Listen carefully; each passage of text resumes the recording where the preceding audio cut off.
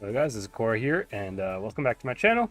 Today we're going to be watching some EU top 8 gameplay. We're going to be following BLOVE today, who find themselves in a very good position to make the top 4 right away.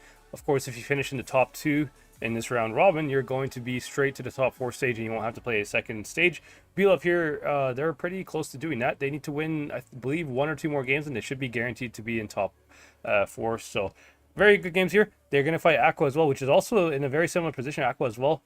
Trying to look for a spot in the top 4. So it's going to be very good games today. But first of all, BLOVE versus SNTY over here. We are on the map Canal, and BLOVE here running actually triple light, Hori, and triple 116.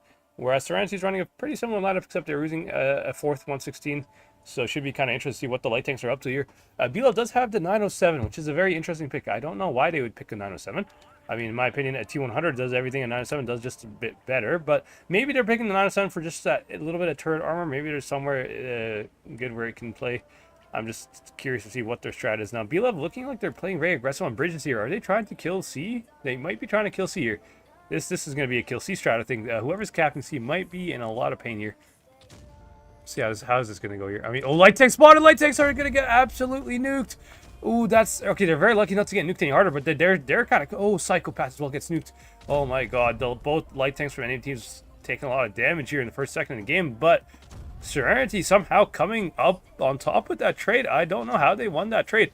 Psychopath, I have no idea what could have possibly nuked him for all his HP. I mean, I understand him getting like shot maybe once or twice, but all of his HP is a lot. Although, to be honest, Warta here is going to bleed Growl here. Growl is probably going to bleed down to like a one-shot. Might even die, by the way. So, low-key, BLOVE may have actually won this trade because of the Tracer Shells. Although, SNTY making a last-ditch push here with their 116s. They're just trying to get Warta here just out of the way so they can start killing him. But it is a very interesting situation here we find ourselves in. Wow. But yeah, Psychopath hiding in the back of the map here on a one-shot. Now, to be honest, SNTY actually has a pretty good situation here with these 116s, because the problem with BLOVE 116s, they're all on the low ground here. So these guys having a high ground on top of D here, as long as they win their fight with the mediums and lights, they should be in a pretty decent position. Although BLOVE recognizes them, they're sending right away their 116 to go counter. Now, SNTY, do they have bleeds on this? These guys are crossing up for free here. It does not seem like they have bleeds on this. So SNTY actually, I think, playing very split here, and I think it's not going to work out for them. I mean, Growl here might be able to... Ooh, 907. Wow, okay. Psychopath died. But Growl here might be able to clip Warta. That might be the only thing that he's able to do here, because his teammate is definitely going to die, and there's nothing else he can really do. So I'm not really sure. I mean, why are they focusing on the 116 instead of just YOLOing the light tank? In my opinion, that would have been a bit better of a play here. But these guys need to start making a play here, because they're going to lose a tank here. SNTY's going to end up playing this game 4 versus 5 here, and I don't think they have a trade anywhere else. Like Ocean, nothing is pretty safe. Actually, to be honest, the two 116s on the C-cap are pretty unsafe, if I'm being honest. They can't really leave C-cap without getting like shot from the Hori. Like, this Hori has a pretty good situation here. He's going to probably shoot Smart Boy over here as well. Yeah, there you go, another shot into him. So BLOVE just taking a bit better. Like, they're more consolidated. I think that's like the thing. SNTY, I don't know, like the push on D with the double 116, I think that was actually not a bad idea, but it would have been such a good play if their two light tanks came with them, you know? I don't know why they sent two heavies by themselves toward D without support from the light tanks. Had they actually done that with the light tanks, I think SNTY probably wins this game. I don't know why they played for the A-cap so much when obviously D fight was like the more important one, you know? So SNTY's probably going to end up losing this game here. BLOVE, I mean, they did play it kind of well, but it's an interesting strat, to be honest. I'm really surprised how Psychopath ended up getting nuked so hard. Because I thought SNTY's like light tank would be the one that's getting nuked like that, because they had like 3 heavies all pre-aiming like 2 light tanks, you know? And with clips, like, that's pretty deadly amount of clips there, actually. So I was expecting that to happen in SNTY's light tank. However, somehow their light tanks only took like 1 or 2 shots only, and then the Psychopath just took all the shots. That's kind of interesting. Not sure what exactly happened there, but maybe he like really overextended or something. Maybe that's what he did. He might have made a bit of a misplay there, but well played by BLOVE. BLOVE is definitely going to win this game, to be honest. There's nothing SNTY can really do here. I mean, they do have a full HP light tank, but the second he shows his face, they're just going to all pre-aim him with clippers, essentially. So all that HP doesn't really mean a whole lot, especially when they're down on caps. They don't even have caps. If they had caps, then maybe like they could have pulled off a miracle, maybe, but they really don't. Yeah, you just get shot across the map and Rumpelstiltskin as well. With the 907, he shot him with the Tracer Shells, so Sergey here is going to be spotted for 20 here, and he also hits that. Yeah, it's just cooked for Serenity right now. At this point, they should just die for time, in my opinion. But you know, it is what it is. I mean, is he going to try to survive? Or I think he just gave up already. He's not really playing much. There's nothing he can really do, to be honest. Yeah, he gave up. Hopefully, the other guys can just go ahead and do the same, and we can move on to the next game. There we go. Light tank. Are you going to just peek this bush? No, he's playing for the damage over here. All right, how much more damage can he get here? Oh, he's almost. He's maybe baiting Warta here. Warta's holding the shot here. Oh, I mean, Warta is, oh, he played for damage without penalty shots. Unlucky. Nice try there. But yeah, Serenity, I think Serenity had a nice play. I really do believe Serenity Light Tanks lost in the game here. I can kind of show what the situation was on Strat Sketch here. I'll show you what Serenity could have possibly done here to actually win this game. We go ahead and Strat Sketch real quick. Let me go ahead and share that for you guys.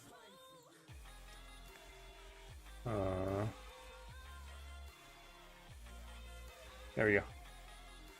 Alright, let me show you guys Strat Sketch real quick. So on Strat Sketch, let's say we get the map Canal here. Let's add the map Canal because we haven't done that yet. Now, BLOVE found themselves in a pretty bad situation. They had double 160 on the low ground, I think one guy here or something, and then they had like 2 mediums here and a guy here. So something like this. BLOVE has set up like this. Now, Serenity lost a light tank in this position here running away from C. But imagine this light tank, instead of running away, that he went like this towards D, like this, instead of running. Like he ran like this and died here, right? He died in this position here, but he could have saved his HP by going here. And then let's say he goes here, and then the Serenity 116s go here with him. And then the other light tank that like ran away safely can also come back and go like this. So they would have, Serenity could have had like they'd have 2 heavies here. Or I'd draw them probably like in orange, I guess, or a different color. Yeah, there you go. So Serenity could have had two heavies in this position right here, plus 2 light tanks who weren't like fully dead basically, and they would have won this side because they had the high ground here and they had the high ground here as well. So BLOVE would have been a big crossfire from right and left on the low ground. Serenity could have actually very easily won this game with that kind of like play there. But of course, this is a big hindsight kind of move. To be fair, it's not very common that you like play like this. You know, it is a very hindsight thing, but it's something they definitely could have done to probably win this game here. I think they had pretty good positions and they almost won this game had they not kind of split up and like had tanks on A and D at the same time. So it's the only thing I can say about that.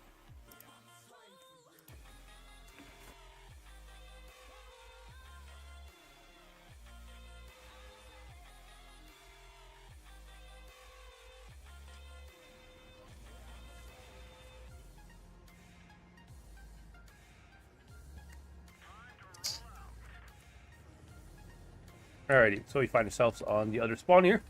Now, BLOVE playing very heavy lineup, actually. They do have double Hori and all heavies and basically one E50 only. Where is the E50 going to go? That's my question. I mean, 50 beats from start. Okay. Do Horis have shots on this? I mean, they should. They should, but I think 50 beats are going to cross anyways. They don't really care about the Horis.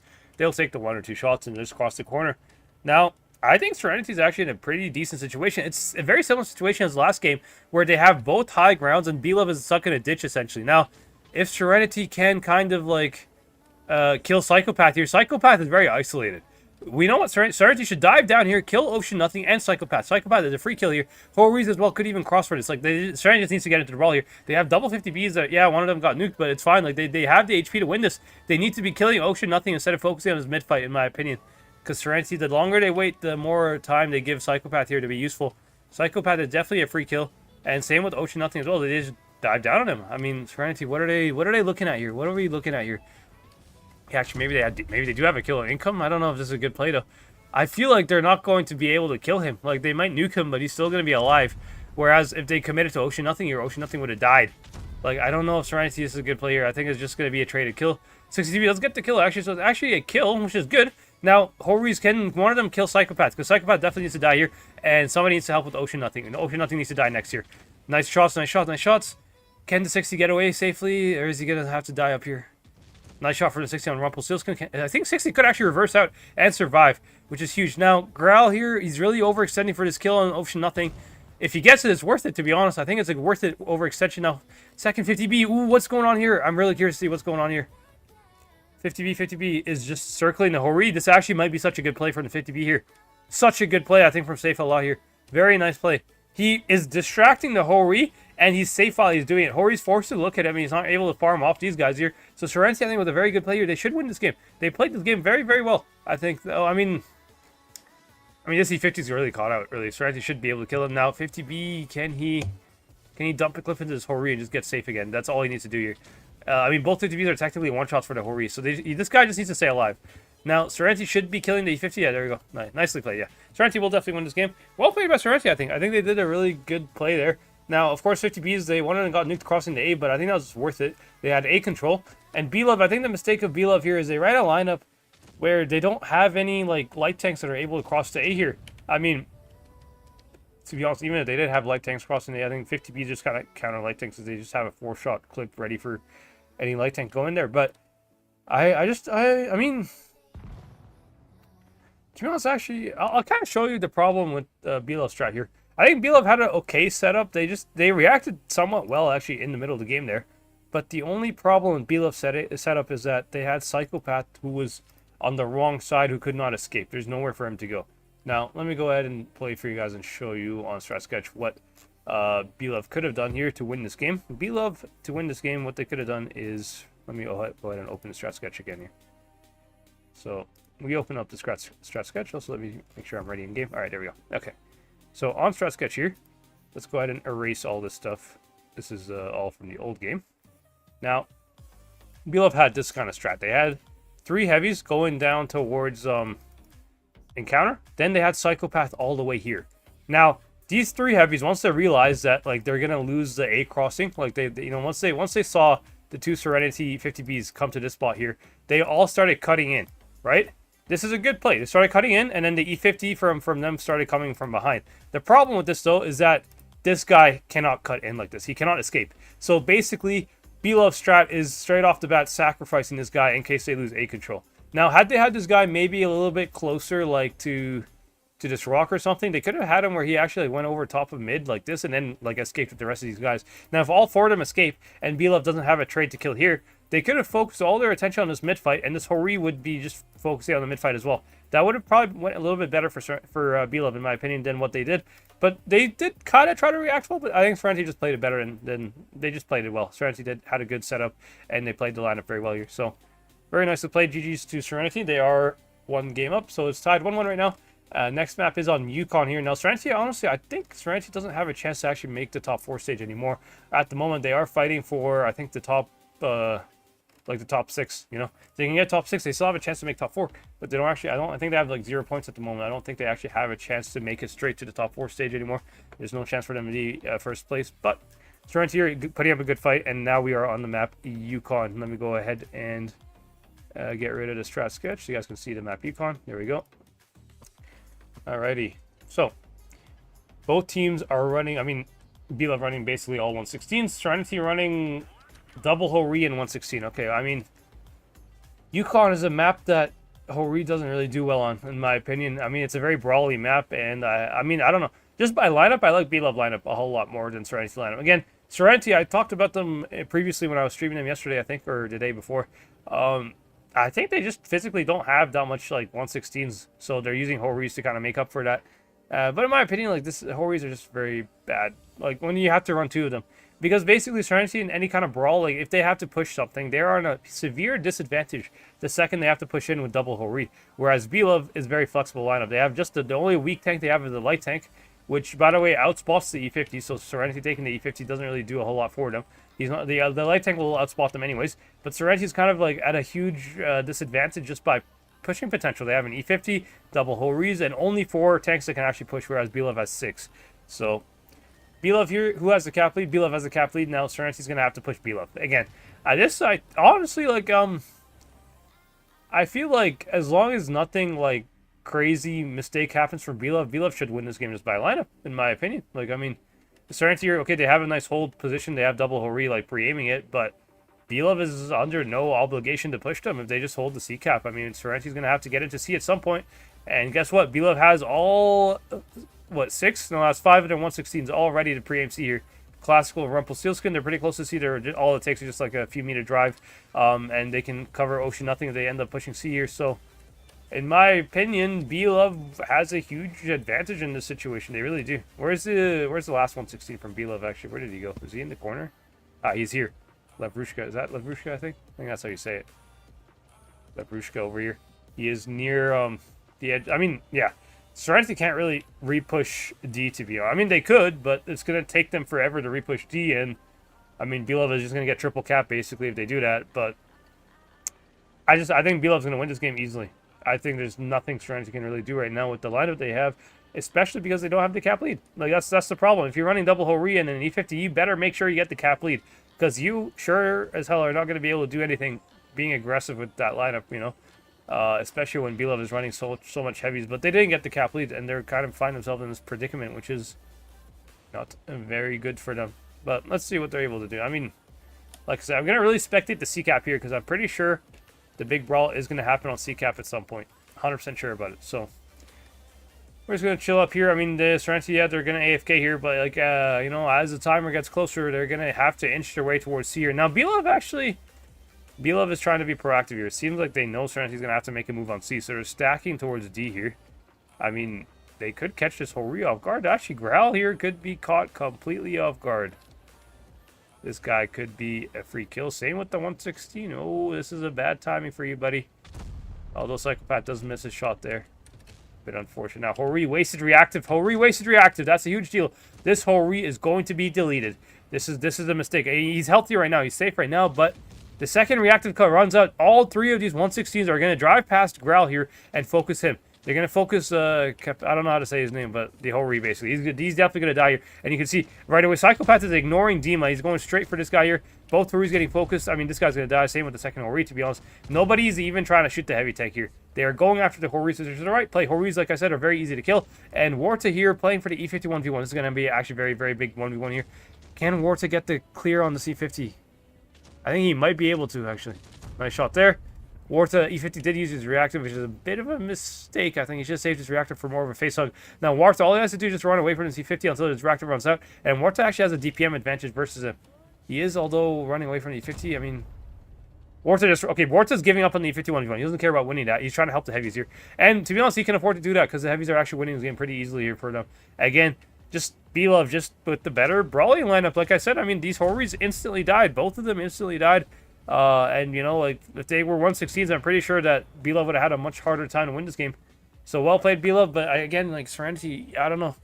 If you guys are using Horis, you better be sure that you're defending with them and not having to push. I mean, in the end, they actually ended up somewhat defending with them because BLOVE, like, preemptively pushed them. But, I don't know, like in the push, like, let's look at the damage here. Like, let's see.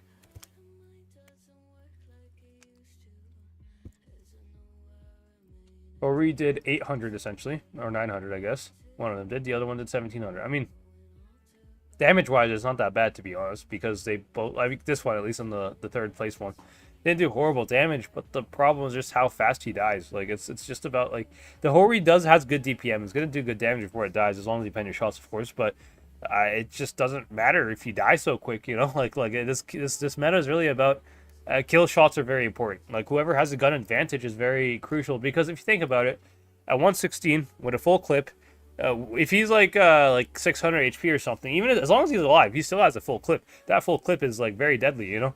Hori, if he's alive on 200 or whatever, I mean, he wasn't even alive, but let's say he was alive, okay, it would be somewhat doable. But the problem with Hori is it isn't straight up die. Like, BLOVE can afford to push in, clip out the Horis, and then the guy that's like getting focused from BLOVE can just survive on 600 HP as like a 2-shot or whatever and reload an entire clip. Whereas Horis don't have the luxury of doing that. They just straight up die the second they're focused. You know, they can't just back off and buy time and become like, you know, useful 2-shots or whatever. It's just not something they have with this lineup. So let's see what Serenity is able to do here on the next map. I mean, they are getting rid of one of the Horis. They do have a Chieftain, which is a bit of a paper tank still, but I mean, it's like, I mean, don't you have like something reactive in Emily's guys? Like, I don't know. Like, what lineup does this guy have here?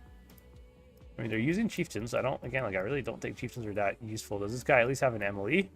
Oh, this guy's like very handicapped. He doesn't even have the Emily. He doesn't even have the 116. He has nothing except Super Conk, maybe. Okay. Unfortunate for Serenity here. Yeah, just lacking in tanks, really. That's the only thing I can say about Serenity here. I really think Serenity would be doing a whole lot better if they just. I know it's really sad to say it, but this is a very pay-to-win meta. It's very pay-to-win, and if you don't have pay-to-win tanks, then you're just suffer at a huge like disadvantage, like right off the bat, you know. And it is kind of like that a little bit with Serenity here, but who knows? Maybe they can make it work. I mean, BLOVE here does have a Hori and a light tank, so BLOVE kind of matching Serenity's brawling here. They're kind of using a TD of their own here. But still, I think BLOVE a little bit more useful. Now, Serenity doesn't have actually a light tank at all. They have no medium. So Warta here is going to have a lot of freedom here. And you can see right away, he is going very aggressive. He's trying to... Ooh, I see what Serenity's trying to boost the Chieftain. Ah, okay, okay. Okay, this is actually pretty interesting. Now, can Serenity get the cap lead, though? Because for this Chieftain boost, doesn't matter if you don't have cap lead, actually. So, and it does not look like they have it, which is a bit of a problem. I mean... Chieftain's up here. Now, if you take a look at his shots here, there he is. Chieftain's up here. So, basically, what the Chieftain's doing up here, if you guys are wondering why this boost is useful, the boost is useful because it locks down their spawn. It basically means Serenity doesn't really have to guard their spawn as much as they can stack more tanks towards the AE side.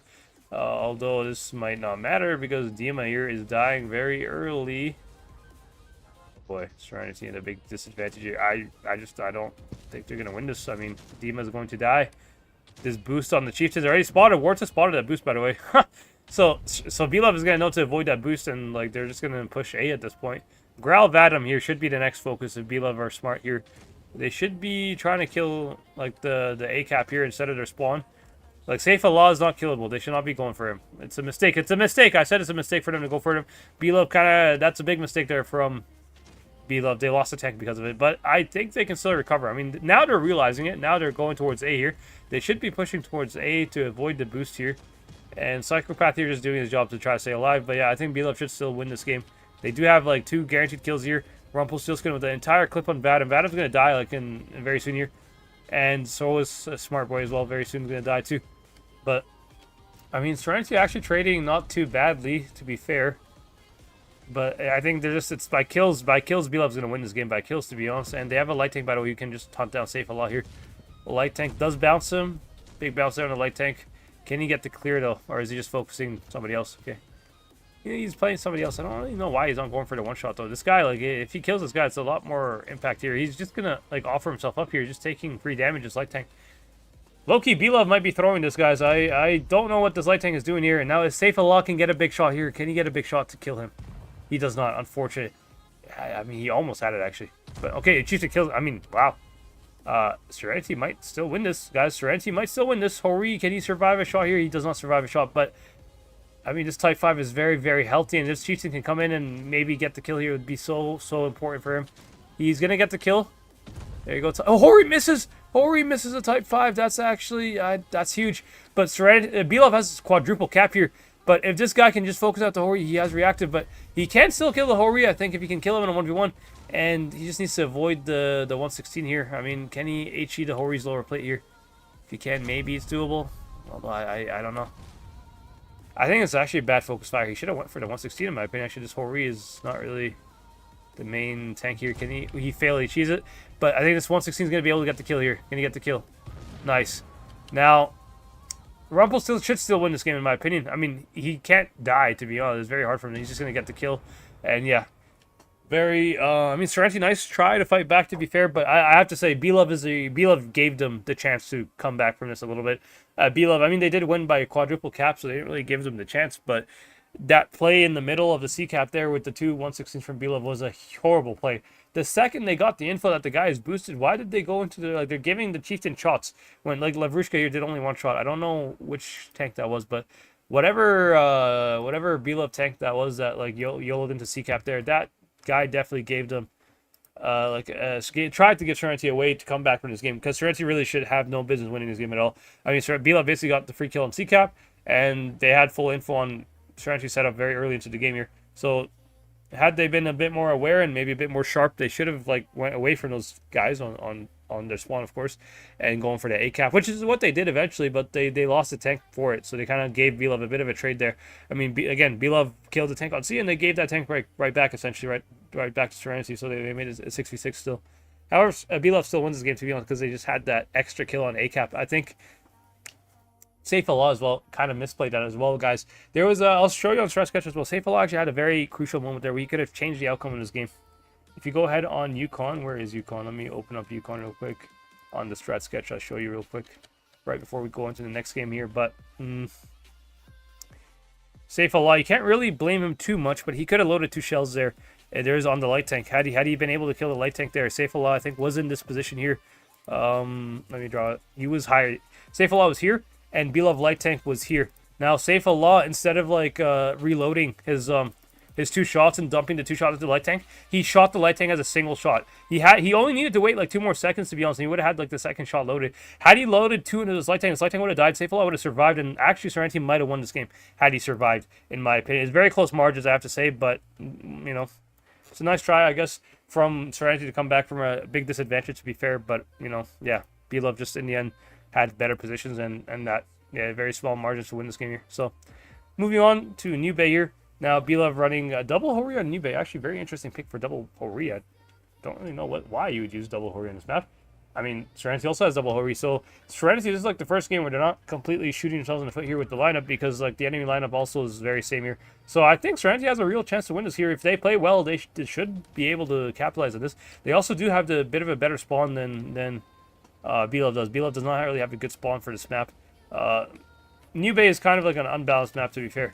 It favors the spawn of SNTY because you can get to Sea Park here, whereas BLOVE can't really cross the Sea Park without getting nuked from this like alleyway that I'm looking at here. So SNTY looks like they're full sending. I mean, what are they doing here? Okay, Hori shoots. I mean, the second Hori should also get another shot in here. Oh, he gets blind fire.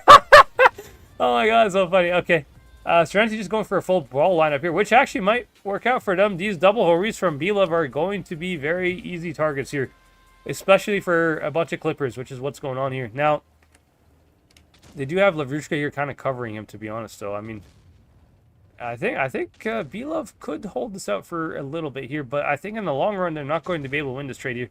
I mean, Dima here takes all the shots. Safe Allah coming from behind Ocean Nothing. Ocean Nothing's going to get an entire clip up the butt here. He is going to be absolutely cooked.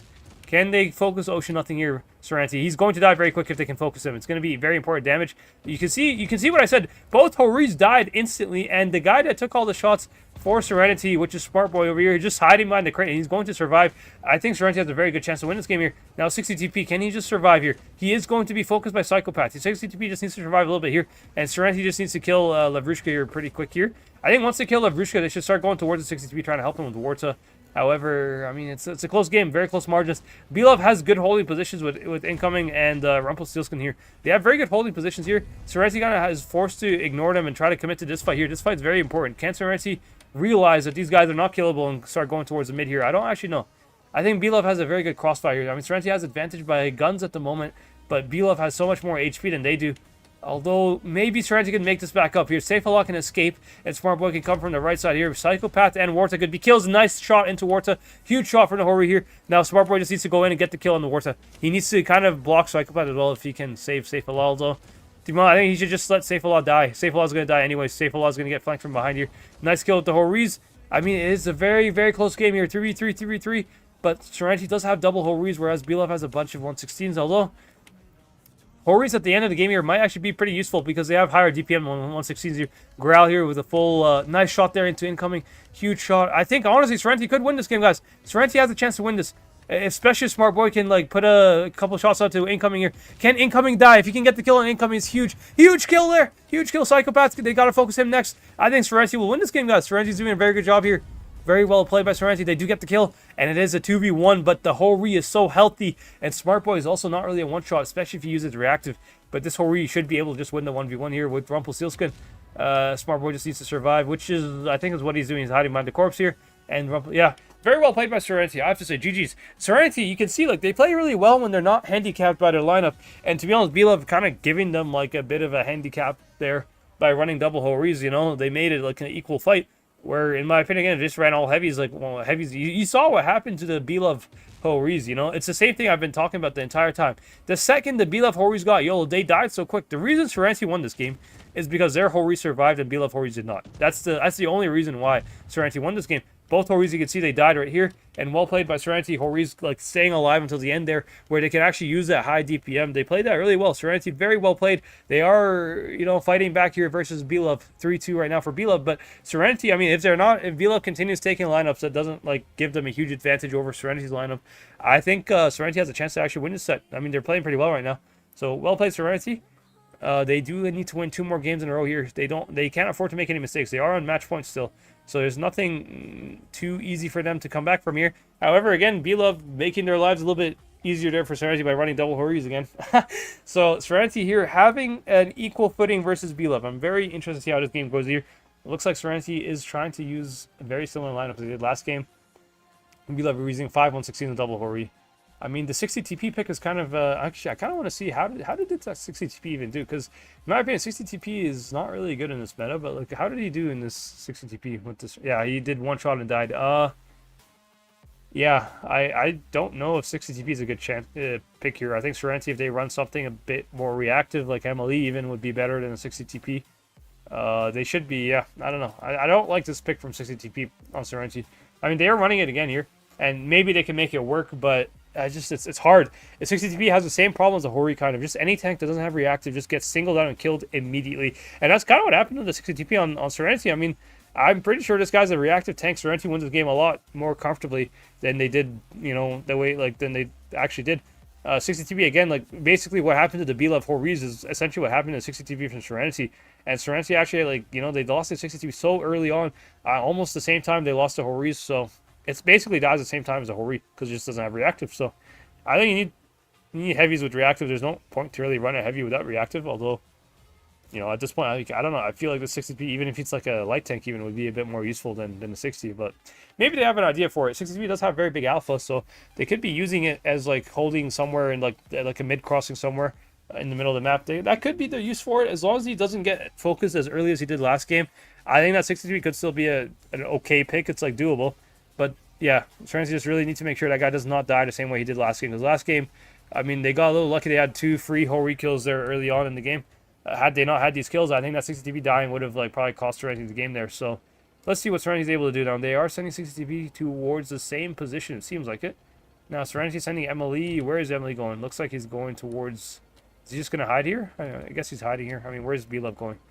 BLOVE going full town. So BLOVE kind of copying what Serenity did here.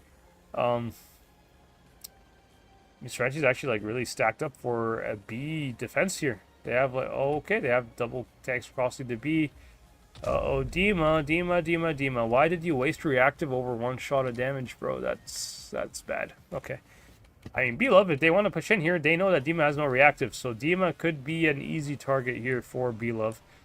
However, Serenity is like really stacked up for this anyways, to be honest, and they're capping A as well.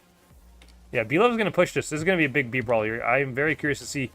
I mean, they know that there's 2 tanks at B here. Are they going to be able to come back from this? So, I mean, Dima has no reactive. BLOVE is pulling the trigger here on Dima. Dima is definitely going to be the call. You can see they're going to intentionally ignore Safe a lot and go for Dima because they know Dima used reactive. That's why I say it's a huge mistake for them to have used reactive here. I don't know if Dima can trade this. Serenity, I don't know if they're able to. I mean, he just died. He died so quick, man, because he doesn't have reactive. It's just... I don't know, man. I don't know how this is going to go. I mean, Serenity are doing a counter push on Warta here. It might be doable if they can sacrifice Safe a lot, and the 60 TP just needs to survive, though. He really just needs to survive. Nice shot from the 60. He just needs to back up and buy time here. I mean, Serenity is winning the mid-fight here. They are down so much HP, though. It's like they lost 3 tanks, and they've yet to kill somebody from BLOVE. Like, BLOVE is absolutely destroying Serenity here just by the brawling lineup that they took. And, I mean, 60 TP is doing an okay job at the moment, but, like... Yeah, no, this game's definitely for BLOVE. BLOVE's going to win this game, 100%. Just nothing, like...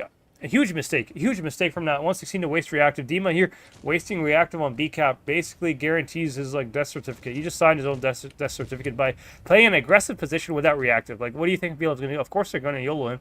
And I mean, Serenity just doesn't have the potential to trade this. I mean, if you don't have reactive, you're untradeable somewhat in this meta. So big mistake there from Serenity. That's the reason they're going to lose this game. The reason why they're going to lose this set, in my opinion, is just that wasted reactive on Dima there. Like that was a really big mistake, to be honest. The guy died so fast, he did not even have time to like dump his clip before he died. That's how, like, you know, that's just sad if you think about it. Like dying so quick when you have a 3-shot autoloader that you're not even able to get the 3rd shot off. You just die with 2 shots only. That just kind of signals to you that, yeah, that was a big mistake there. Using reactive, huge mistake. He just panicked. You can't really panic in this meta and just waste reactive like that. Honestly, it probably would have been better off for him had he like even if he got triple tapped, it would have been better off if he saved reactive than to use it in that way. But that's the only thing I can say. Yeah, he only did 2 shots there with Dima. Safe Allah as well. Like, I mean, Safe Allah probably would have done more damage had Dima survived a little bit longer too, because the faster Dima dies, the faster Safe Allah dies as well. So basically, this reactive tank, like the waste of reactive there, kind of got 2 of the Serenity tanks killed super quick here. And against Serenity, their Hori just wasn't able to do anything. He just also died with 1 shot of damage, essentially. Like, I don't know. Serenity running a bit of a paper lineup here. And, I mean, paper lineup, when you don't have reactive, is just, like, you know, it's speed run for basically dying.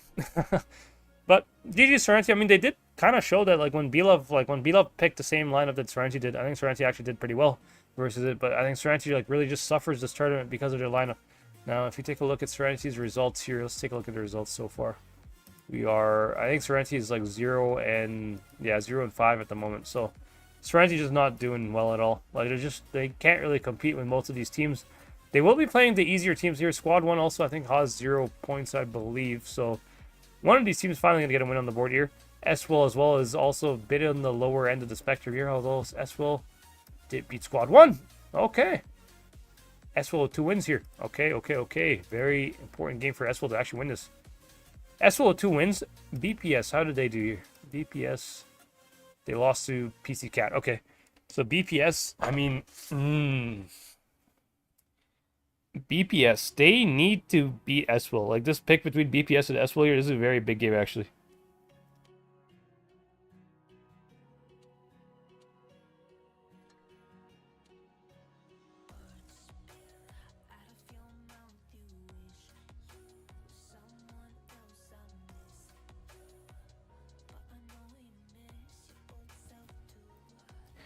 Also, big game here as well between AQVA and Demo. Demo beating AQVA.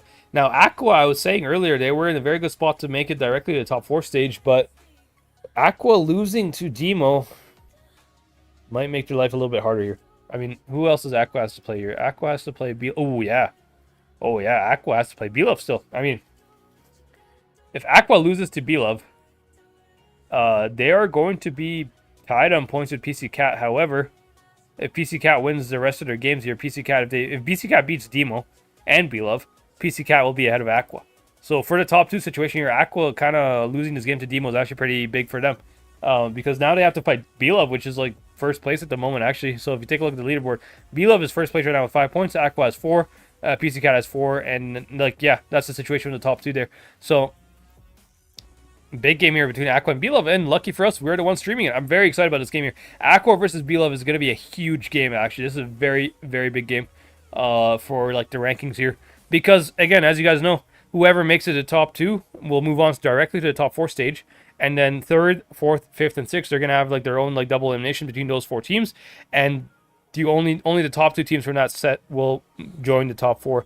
So basically, if AQVA ends up losing here, they're going to lose their easy way to get into top 4. They're going to have to play the second stage and fight all over again, basically. So AQVA here, this is a big loss they had to Demo, actually. And this game versus BLOVE is going to be pretty important, actually. I mean, if AQVA beats BLOVE, I think if AQVA beats BLOVE, they're safe. They should still be top 2. But if AQVA beats BLOVE, then PC Cat here, their game versus BLOVE at the end is going to decide who's top 2. So, very interesting set here. I actually don't know how this is going to go, but, I mean, it could go either way, actually. I mean, I don't know. Top 2 is between 3 teams right now. It's very close. They're, like, I mean, we saw yesterday, like 2 days ago, I think PC Cat lost to AQVA. And now if AQVA loses to BLOVE and then PC Cat beats BLOVE, it could be like a 2-way tie somehow. I don't know. That's going to be very interesting to see how that works. However, AQVA does have, like, the guaranteed, I mean, not really a guaranteed win, I guess. Squad 1, of course, could pull an upset at the end, but Squad 1 has not been doing well at all. They've been getting destroyed by every single team, essentially. So I expect that AQVA should be able to beat Squad 1 without too much trouble. Serenity versus Squad 1 as well will be an interesting game to see who wins that. But at the end of the day, I think Serenity and Squad 1 both just don't have chances to make it the top 6 anymore. I mean, SWL here is going to have 2 points, right? Didn't they beat? So yeah, they beat Squad 1. So Squad 1's only hope here is to beat SWL, and then they have to beat like Serenity or something, and then they could have maybe made it. But I think SWL is going to be pretty safe here, locked into the top 8 position here. I mean, Serenity. I mean, actually, maybe Serenity could actually do something. If Serenity wins the next 2 games, actually, and SWL loses to BPS, I mean, actually, SWL's not quite safe yet, actually. Serenity could do, like, you know, Serenity could actually have a very late comeback here, still, like, pull themselves together and get top 6. However, it does depend on the results of other teams here, because, again, if SWL does not lose to BPS here, they're going to have 3 points, which is more than what Serenity can do to even tie them. However, if SWL loses the next 2 games here, including one to Serenity themselves, Serenity will be tied on points with SWL on 2 points each, right? And if Serenity's tied on 2 points, they're going to have to head-to-head versus SWL, so they're going to actually move on past SWL. They'll be 6th place, essentially. So, Serenity's not quite out yet. Squad 1, though, I think they are out. I think Squad 1 has, like, there's nothing they can do. Because the Squad 1, the most they can do is 2 points here, but 2 points is not enough because they don't have the head-to-head versus any of the teams that they're going to be tied with. They lost to SWL, they lost to BPS, they lost to just about every team that is on 2 points right now. BPS, I mean, do they even? They might even be on 3 points. No, BPS is on 2 points, so BPS, yeah, has the advantage versus the Squad 1 here in terms of just, like, head-to-head. So BPS is pretty safe, I think. Even if BPS loses the next 2 games, they should still be in my opinion. I mean, they're going to be ahead of Squad 1 and ahead of Serenity, of course, because they have the head-to-head versus both these teams. So BPS is safe here. The team that is not safe here is SWL. So SWL and Serenity are the 2 teams that are fighting for the last spot, essentially, in the top 6. And then we have a very close fight here between AQVA, BLOVE, and PCCat for the top 2 spot. And then BPS and Demo, I think those 2 teams are pretty safe. I mean, can Demo make top 2 by any chance? I don't know if they can, actually. I mean, if they beat PCCat, and I mean, they could end up on 5 points here. Actually, Demo could maybe make it, actually. This next game between Demo and PCCat is actually a very big game as well, actually. Demo has a chance, actually. They have a chance. I mean, they don't have head-to-head versus BLOVE, but they have head-to-head versus AQVA. And if they win their game versus PCCat, they will have head-to-head versus PCCat as well. So that means they would have a pretty good chance here at making it to the top 2 stage. So Demo's not quite out of it too either. So it's actually kind of like a 4-way race here for top 2. And then it's a 3-way race for like the last 2 spots basically for the tournament. So very interesting games here. Very excited. Also, let me go ahead and check the chat as well. I've not really checked the chat much. I know I've been kind of busy like talking and stuff with the commentary. But let me go ahead and check the chat for you guys. Hello, Immortal. Hello, friendly neighborhood Asian man. Nice to see you. Wrench, nice to see you as well. Prama, nice to see you as well. Nice shot. Welcome, welcome to TNI Fame. Thank you for the love. Hello, Darkman. Hello, Negative, I guess. That's Nega Live. What? Nega T Live. Yeah, that's a weird name. I'm just going to call you Negative, bro. It's much easier. Welcome, Negative. I've not seen you on the channel before, so nice to see you. Again, if you guys are new to the channel, I really appreciate it if you guys smash the like button and smash the subscribe button as well. I do have a giveaway going on as well for you guys. Giving away 2 tier tanks of your choice as well as some gold.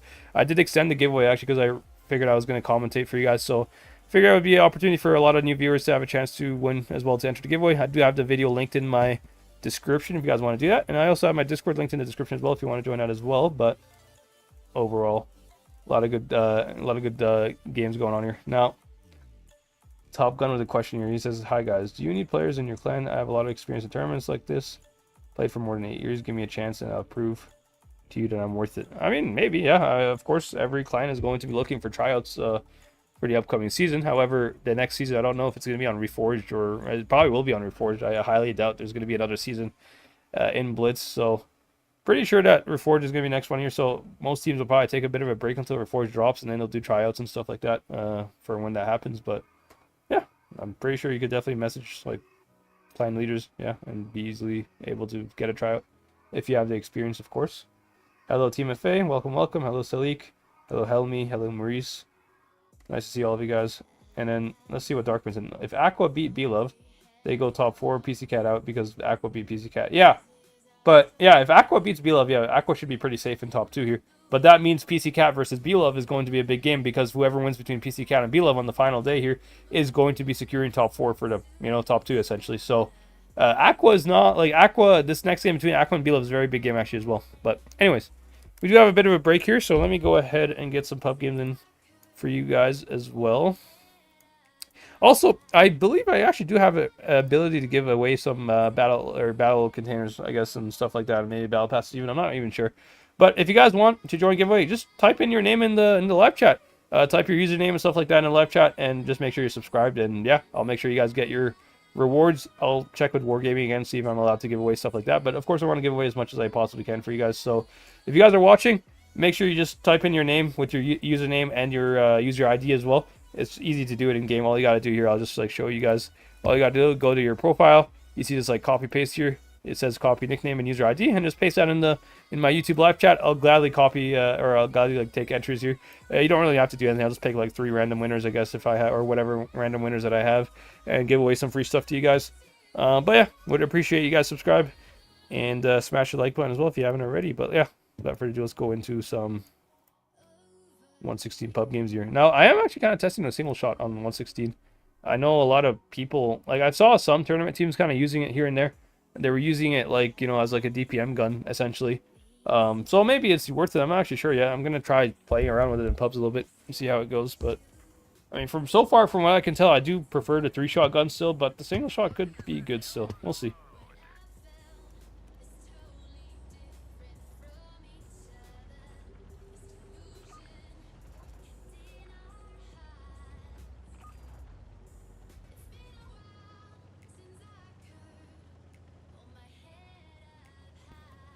Alright, where's our team going?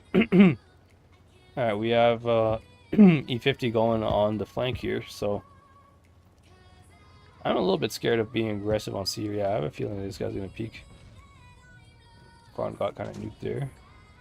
The Yag I'm actually really worried about, actually. It's not really the 60, to be honest. Oh, and what do you know? This Bat Chat. What is he doing, bro? What? I've never seen... What is his spotting? Bat Chat spotting on never before seen technology over here, bro. Okay. Guys, we got to make sure we apply this in our tournaments. If you guys are watching freaking BLOVE or or AQVA over here, look at the spotting one, guys. If you end up playing Port to Spare, make sure you guys copy the strat here. It's a very good strat. Trust the process. Okay, bro. I said I was worried about the Yag, and of course, the one spot he's in, like, that's such a rat position, bro. Why are you here, man? Like, I would expect him to be on C-cap, you know, but really, bro? This guy's actually just like a rat Yag, bro. For real. It's always the Yags, man, in the 183s. Oh, 613. I mean, that is why you run the single shot gun. Is for max rolls like that. 613 is a massive max roll, actually. So something's... Oh, this Bad Chat. Bro, you want more of the smoke here? Let me load an HE shell. I might be able to actually kill him. 691 with HE. Take that, buddy. That's what you get for focusing me, man. Alright, single shot gun actually doing us a lot of good favors here. We got some nice alpha shots. 60 TP is going to be another easy farm for me here.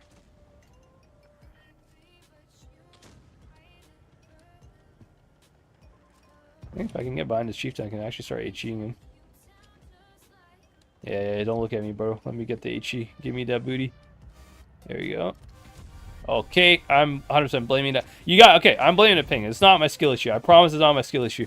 My ping spiked to like 291. You guys saw that if you look at the bottom left. Screw my ping, man. And my ping is the one that screwed me over. Oh, no. Okay, I need to get one more shot here before this guy dies. He's going to die. Yeah, unlucky. Aw, ping.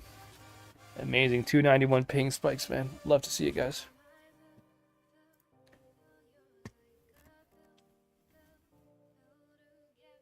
Hello, Mythos. Nice to see you, bro. Welcome, welcome. Hello, Fusa as well. My buddy Fusa. Ula Boosta Fusa. Welcome, bro. Welcome to the stream.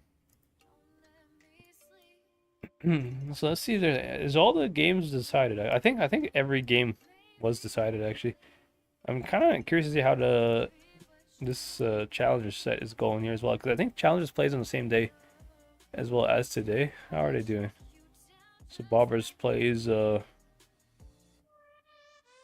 mean, does it say actually the battles in progress? Oh wow, Bobbers is still playing versus Nexus. Wow, okay.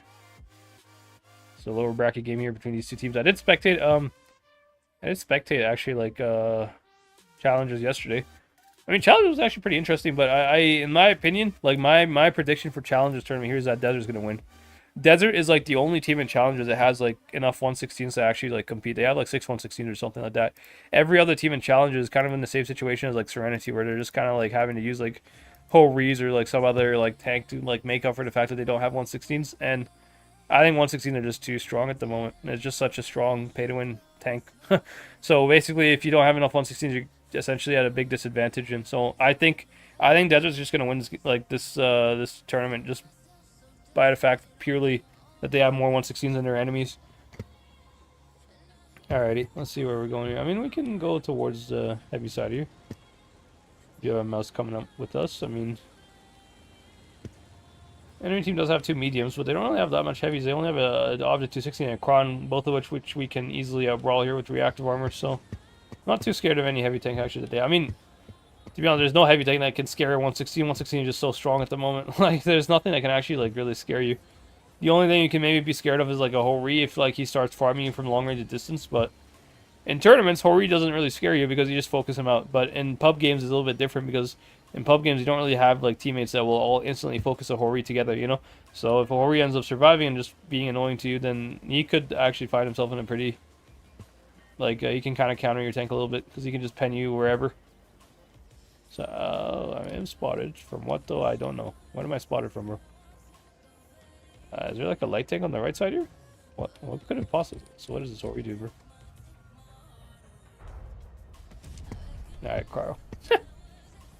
Bro is like probably wondering, oh wow, Object 84 free damage. Can I HE him in the side? Oh, he came back to life. Why would he come back to life, buddy? Why could he just stay AFK? It doesn't really matter. I mean, Car's gonna clip him anyways, to be fair.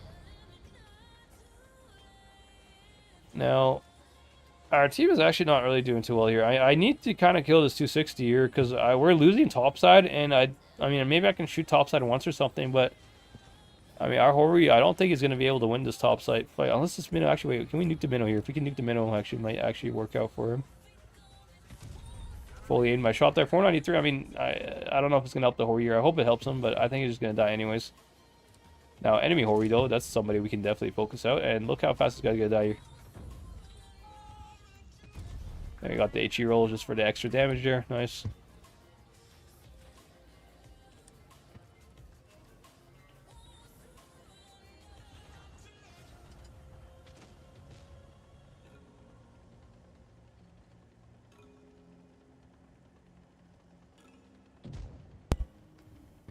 Okay. Bro, how is 260 still alive, bro? What is my team doing? I gotta avoid this minnow here. I mean, minnow should have a tough time petting me, to be honest. Especially if he shoots APCR. APCR is really, really bad versus this tank. There you go, nice high roll there with heat, actually. To be honest, if I shot AP, he might have been a one-shot for me. That would have been actually pretty useful, but this Kron is a bit of a problem. Oh, Minotaur died! Oh, that was a clutch shot, actually. Clutch shot for Nakaro there. Is the Kron gonna drop? If you drop, it's a mistake, buddy. If you drop, you are killing yourself if you drop. Alright, this Karo just actually Giga Chat over here. A shot there into the Kron. Yeah, I'm actually tempted to just...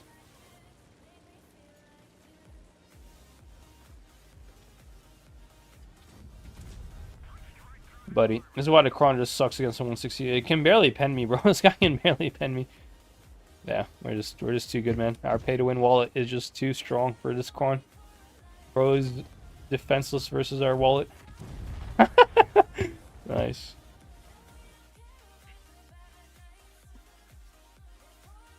Alright, Wrench, thank you. Alright, guys, again, just real quick, put in your username if you guys want to win some free stuff. I think I have some like battle passes and just crates and stuff to give away to you guys. So if you guys want some free stuff, just put your username like Wrench did there in the chat. Also, Jen, what's up, man? Jen, is that actually you, General? Wait, let me see. That actually did General that I know. Let me check your channel, bro. Is that actually you? I think it is, actually. Is it? Is it? Let me see. Definitely is, bro. Alright, you are getting a mod, bro. Let me give you a mod. What's up, bro? Nice to see you, man. Welcome. Let me give you a mod here real quick. Jen is a good friend of mine. Very good EU player. Go check out his channel, guys, if you haven't done that already. He doesn't. Yeah, I think I'm not sure if he's posting a lot right now, but he definitely did post a lot at some point. He's definitely a very well playing player. That makes sense. Well playing player. Yeah. You can tell my brain is fried. I've just been talking too much. But how much time do we have here until the next game? 10 minutes. All right. So we have time for like a couple more. Also, does the challenge result come out yet? I'm actually curious to see about that. Bobbers beat Nexus. Okay.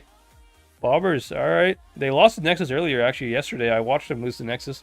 So they looks like they kind of figured out their strats here. They do win on tie, bro. That seems like such a nice game to have spectated. It's kind of unfortunate it happens on the same day as top 8. You know, I would have loved to stream challengers like the second day of it, but well, congrats to Bobbers for moving on to the next round.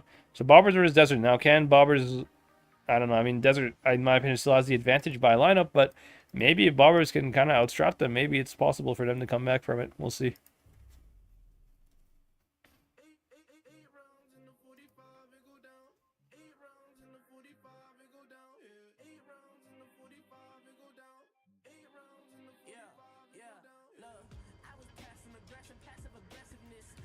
Alrighty, I don't really like this map that much. I mean,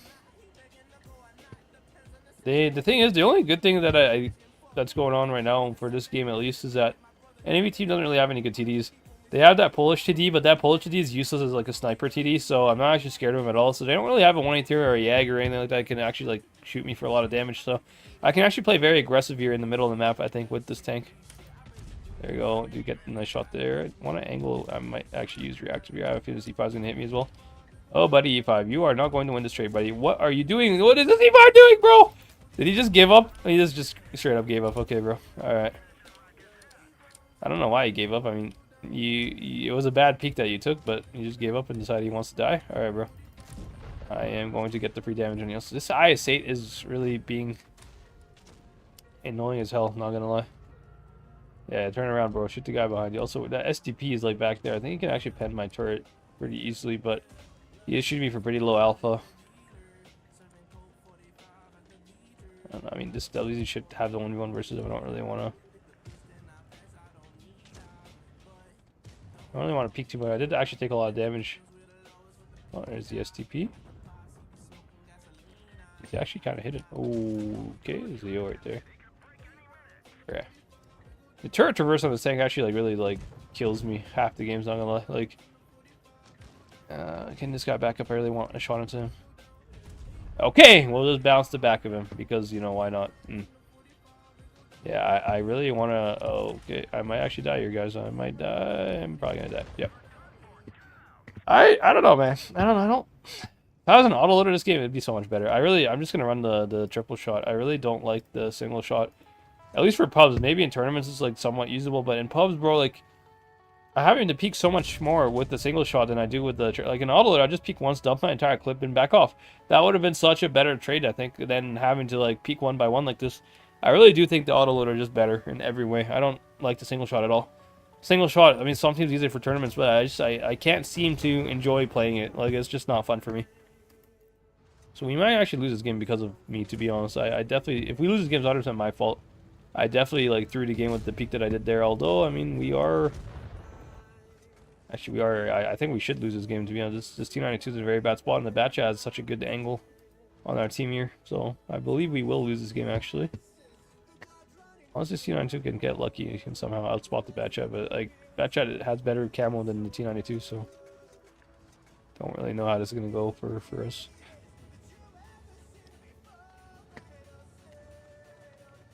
I'm just going to go ahead and exit. This game's going to be over anyways. Yeah, I think the tournament should start soon as well. Let me see how much time we have. Bro, I keep missing it. There we go. 6 minutes. I think it's time for one more game here. We'll play a quick game in the Chieftain.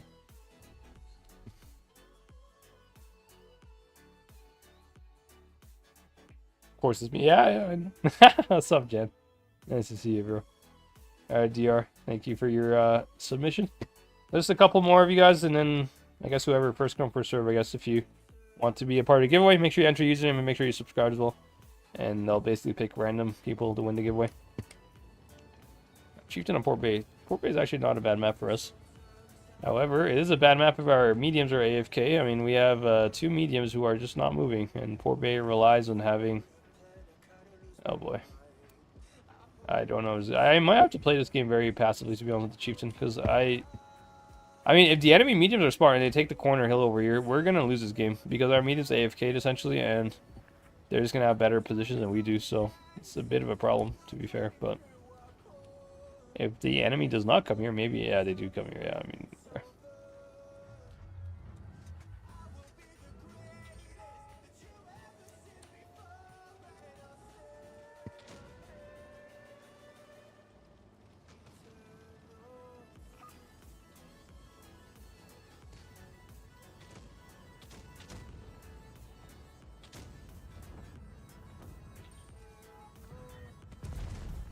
This is just cooked, man. This is absolutely cooked. I mean, my only chance here is to maybe kill the 183. It's the only thing I can do at this point. Absolutely cooked, bro. And my ping is just trash, so I can't pen any headshots with this ping. Let's see, can we pen this one here?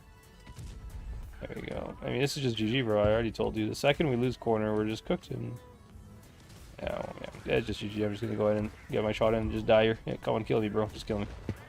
Useless teammates, and to be honest, I could have played this more passive. I mean, this guy's still AFK, and yeah, it's whatever. Okay, bro, pubs are like so bad to play right now. I don't know why. Like, what the hell happened to EU server? I mean, maybe it's because I'm playing on PC, but I think if I'm playing on touch, like I don't have these problems on touch too that much. But I have to get a tank that I actually have. There we go.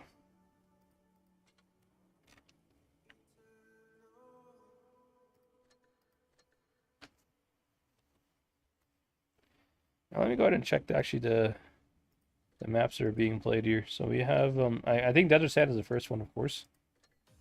We take a look at BLOVE here. So we're playing Desert Sands, Lagoon. Let me just go ahead and my strat sketch and show these real quick. Desert Sands. Go ahead and pull it up on the strat sketch. Same with Lagoon. And then what else is played? Normandy and then Rockfields for tiebreaker. Okay. Normandy, we should already have a Normandy one. Here we go. And then Rockfield, I think we have one. No, we don't actually. Okay, we'll go ahead and change that one to Rockfield. There we go. Alright. Let me go ahead and show you guys my strat sketch and go over the games here real quick. So, if we were taking a look at the strat sketch, let's go ahead and see that. So, first game is on Desert Sands. Now, most teams in this meta on Desert Sands, they just take something like 5v50s or something like that and just like play like super aggressive on playing. They have something like this usually is like what you end up seeing. They'll take like maybe like a heavy or something in town, like a heavy here or something to preem this like under the bridge thing. But usually Desert Sands always ends up in the A brawl. Now, sometimes teams can go town, but going town is pretty difficult, to be honest, because you have good holding position in town. A lot of these positions you can play in the back of the map, kind of like in this cubby here in the back. Let's say you play like somewhere. If you want to hold town or something, you can just send like a heavy tank here or something. And this heavy tank is not really killable because if the enemy wants to kill him, they have to like drive in like, you know, like this kind of essentially. And basically your team is gonna have farm on this guy. You can cover him from the rails, so it's very hard to like really kill this tank. So most teams do end up going towards like an A brawl. I'm fully expecting A brawl for both spawns of Desert Sands here is typically like the best way to play this map. Now, Lagoon is a bit more versatile. Both sides of the map are very doable. A is good, same with C. So Lagoon is pretty equal. Nothing too crazy there. I don't really know what to expect from Lagoon. It just depends. Usually teams will play like either like 5 tanks one side or like A or C kind of thing, you know.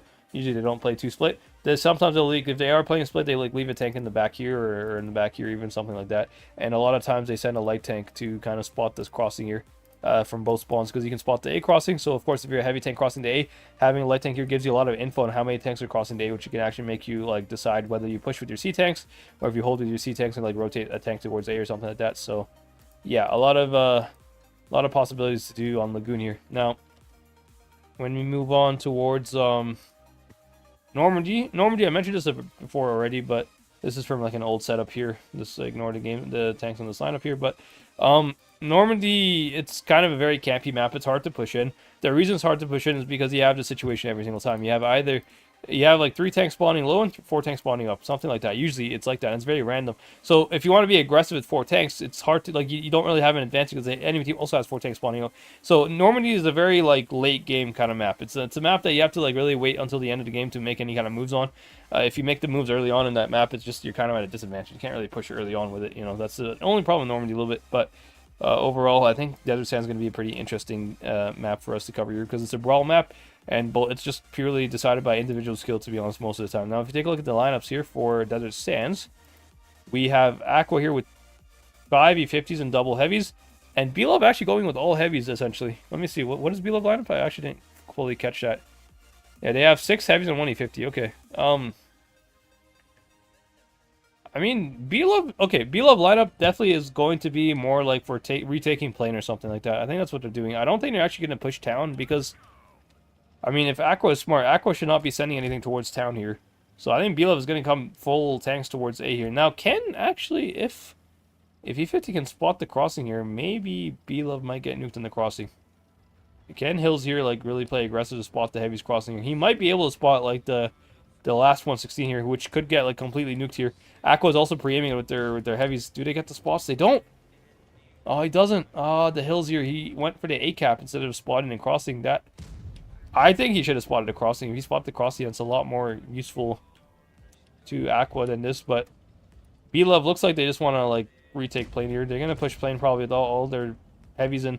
E50s from AQVA are in a very difficult spot here because they can't really hold the plane. But what they can do is they can try to bleed the plane and just like run away basically. And if the E6 like needs to be a bit more aggressive here from AQVA, I think if the E6 is like somewhere in the middle here or like even in this position, you can actually farm quite a bit of damage. Now they're leaving denial on the plane here, and they are like BLOVE is slowly trying to retake plane. Seems like a good setup for me, I think. I mean they will have a kill in denial here. 116 is definitely outbrawl E50s and. BLOVE did not really bleed enough for this rotation. I mean, this guy's gonna die, bro. This guy, like, BLOVE is gonna kill him for free here. It's a free kill in denial. Denial is absolutely cooked here. I don't know why you stayed on the plane, bro. Mistake from AQVA. It's a mistake from AQVA. AQVA is gonna lose his E50 for free here, and probably gonna lose Wildburger as well if Wildburger tries to stay here to help him. I mean, AQVA is kind of trading this, but like again, it's just not equal trades. I mean, the lowest HP tank is Rumpelstiltskin, and he can just back off here, and now BLOVE can continue pushing Wildburger once they reload their clips, but. It seems like they kind of, I mean, BLOVE wasn't really that efficient with their shots, to be honest. They took a lot of shots to kill that 1E50, so I think it's buying time, AQVA time for trading, I guess, but BLOVE at the end of the day here, like, once they reload their clips, they're going to have a huge advantage. That's what they're doing. Look at, like, Wildberg's going to die here, bro. He's just going to get flanked here. Same with Hills. Hills is also going to die. What's the heavies doing from AQVA? They're just camping. Like, Zerd is still sniping, bro.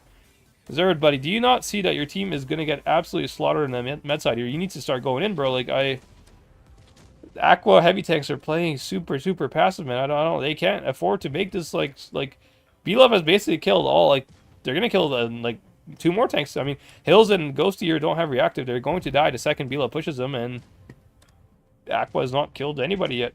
Like very poorly played by the heavies from AQVA. I mean, finally F is making a move on classical. That's a good move there, but they should have done this earlier. I mean, it's very obvious that BLOVE was gonna lose or was gonna play for the plane area, so. I mean, Zerd, I don't know what he's doing, bro. Like, why are you camping with 215B the entire time like this? Like, you're not farming any useful damage at this moment, you know?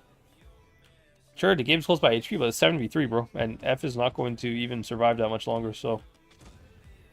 Yeah, it's... I don't know. I don't like the way AQVA played this. AQVA should have been a lot more aggressive with their E50s, and also staying in plane was a mistake. I think AQVA made a couple mistakes here. I'll draw kind of what AQVA should have done on Strat Sketch here. Try to show you guys what... could have like probably been a better idea than what they did. I'm just gonna go ahead and do that right now because this game is definitely over. Like, there's no way BLOVE is or AQVA's gonna win this game here. But if you go ahead on Strat Sketch, let me go ahead and pull out on my screen. Now this is what AQVA had here. AQVA has. This is what they had. They had E50 here. I'll draw them in red. They had E50 here, something like this. They had like initially like, and Hills was like somewhere here, something like this. They had like a setup like this, I guess. And they had Zerd with the 215B sniping and E6 in this position. Now, what AQVA should have done, once BLOVE started, like, because BLOVE went in like this, they pushed like this, and they went towards plane. Once BLOVE started doing these moves here, AQVA needs to start killing tanks here. If anything, AQVA should have actually sent, like, somebody from behind BLOVE. If AQVA was able to send, like, 215B behind them or something like that, and, like, to try to flank, like, this kill, because they, at this point, The only kill AQVA can get with their lineup here is to try to kill this area. Everything in this like red circle here is the only thing AQVA cannot kill plane. They're not going to win plane versus 116 Clippers. Like 116 just kind of like destroy E50s like head to head. You know, it's not an equal fight at all. Now the only thing they could have done is maybe they could have like played the rotation game and tried to like out rotate BLOVE and try to kill this position. That might have been possible, because if they kill this position and they take their spawn, then you know they're kind of dividing BLOVE focus from a lot of situations. But I think it's a mistake for Wildberg to stay here to try to cover you know, Denial here, and Denial staying here is also a big mistake because he's just giving them a free kill, which is untradeable. Like, yeah, they kind of bled them a little bit for that kill, but it's not any meaningful damage because they're not going to end up killing Rumpelstiltskin. Rumpelstiltskin ended up surviving here, so I think BLOVE just had a better way of playing, and AQVA just didn't really adapt to the BLOVE setup that they saw in front of them. So, bit of a mistake on AQVA's end here, but overall well played by BLOVE. Now let's go ahead and show the lineup for the next game here. So BLOVE is up 1-0. AQVA here, they are still sticking with 4 E50s. Okay, they are using 3 heavies this time instead of only 2. Whereas BLOVE, I think, sticking with very similar lineups they had before. They are using an extra medium this time, so they have a T22 and an E50. So interesting setup from BLOVE here.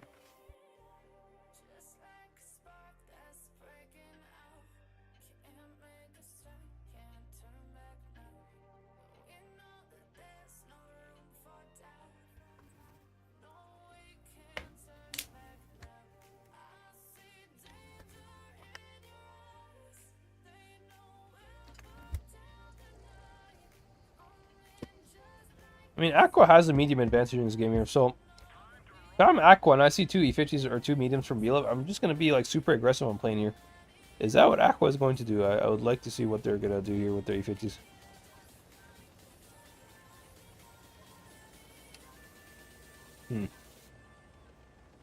What are they trying to do here? Oh, they're trying to spot the crossing. Can they nuke the crossing actually with their heavies? Can they nuke the crossing? Nice shot there. You gotta get a little bit more damage out of it, though. I mean, Ocean Nothing here could bleed a lot. Yeah, nice shots there. Nice, nice, nice, nice. Nice bleeds actually for AQVA. This guy is bleeding a lot. He is getting a lot of bounces, to be honest. E50 kind of struggle to pen like 116s, but they are kind of bleeding him. Yeah, nice bleed so far. I think AQVA has a pretty good setup here. They have a good read here. They bled Ocean Nothing. Now they just need to escape with their E50s here and make sure they don't die. And they can take their spawn. It'll be a good situation. I mean, Classical needs to die, bro. Classical, guys. How is Classical allowed to cross like this? Okay, he does take like 1 shot, but it's not really enough. Now, if I'm BLOVE and I see 3 tanks going from behind me, I'm going to instantly push the enemy spawn here, which is what they should do here, but they are being slow about it. BLOVE, I don't like these rotations from BLOVE. BLOVE, I think, is not doing a good rotation here. They're going back towards E50s, but, like, they're just stuck, man. Like this is a horrible situation. Ghost is going to have a whole clip. Like, I don't like BLOVE positions at all here. BLOVE has very bad positions, actually. Now, BLOVE is full sending on Ghosty here, which, I mean, could work for them, but problem here is these double E50s. Days in, like, Days in Denial, not really killable here. Now, BLOVE is going to kill Ghosty, but at what cost here? Because Hills here at this point is just going to retake plane. If he retakes plane, like, AQVA just has much better positions than BLOVE right now. I mean, Days also killed, I mean, yeah. No, I think this game's already, like, GG for AQVA. AQVA just has much better positions. I mean, BLOVE could maybe kill Zerd, but like again, they have 3 tanks stuck in the dunes here. And look at Daze, bro. Daze is like the biggest pain in the ass for BLOVE right now because he's behind them. So BLOVE can't even like retreat behind safe positions without getting farmed by Daze, and they can't go forward because they're like gonna die to these 3 tanks here. So AQVA here has guaranteed 2 kills, whereas BLOVE only killed Zerd, which in my opinion is a failed trade. For AQVA's position is much better than BLOVE position right now. I mean, right now it's like 4v4, but BLOVE is going to lose another tank here. I mean, yeah, they're going to lose another tank. I mean, it's equal by HP, to be fair. But Hills is just such a super healthy, super comfortable. This guy could just, like, YOLO over, like, for the medium, basically. Yeah, T22 can't, like, compete versus this. Neither can a Fanium, to be honest. A Fanium in a 116 is not going to really have a good trade here versus, like the super cog from AQVA here is, like, the biggest problem for BLOVE. It's very hard to kill this tank, to be honest. He has good DPM, full HP, and he has reactive. And if AQVA plays this correctly, I mean, Wildberger, in my opinion, yeah, he has a good spot there. That's a nice shot from Wildberger. But I think if Wildberger can go to the rails, like the enemy rails there, he's going to have a crossfire on Rumpelstiltskin as well as this Fanium guy as well. So, Rumpel making a big hero play. Big hero play. He's trying to go for Daze here, but I don't think it's going to work. It's not going to work. I mean, yeah, he's just going to die to Daze probably. He does get the bounce, but I mean, yeah, Hills, you're just being such like a pain for BLOVE essentially, yeah. Well played by AQVA. AQVA played this game pretty well, actually. I like the strat from AQVA. They really like screwed over this 116 going to this position here. I think BLOVE though with bad rotations. Like BLOVE could have actually kind of countered what AQVA did because AQVA technically had like almost 3 tanks out of the fight. I'll show you guys on Strat Sketch again real quick. I'll go on Strat Sketch and show you what AQVA could have done here. But let's just real quick see the damage here. I'm kind of curious to see how the damage spread was. I mean, BLOVE, Ocean Hunting did only 1 shot of damage. He was the focus for sure, yeah. But overall, well played by AQVA. Anyways, so if you go on Strat Sketch over here real quick, I mean, this is what BLOVE definitely could have done here. Now, let me go ahead and erase this so you guys can see what I want to talk about. Alright, so you take a look here at the situation that BLOVE is in. Now, I'll draw BLOVE positions in red here. So BLOVE is in red. BLOVE had a heavy tank here who was like basically going to die. They had like 2 heavies here, they had like a chieftain here, and they had like 2 mediums that were like somewhere like on plane, I guess, and something else on plane. So what BLOVE could have done, because this is what AQVA did. AQVA sent initially double E50 here, and then they went towards like town with this, and they had another tank in town as well, like a 2-5 somewhere here. And AQVA had like a korahkorah here. I guess they had like something here as well or something like that, and something on rails, something like this. So what BLOVE should have done, they should have just like full sent everything to kill their spawn like this. These guys just like rotate immediately like this, and they full send everything.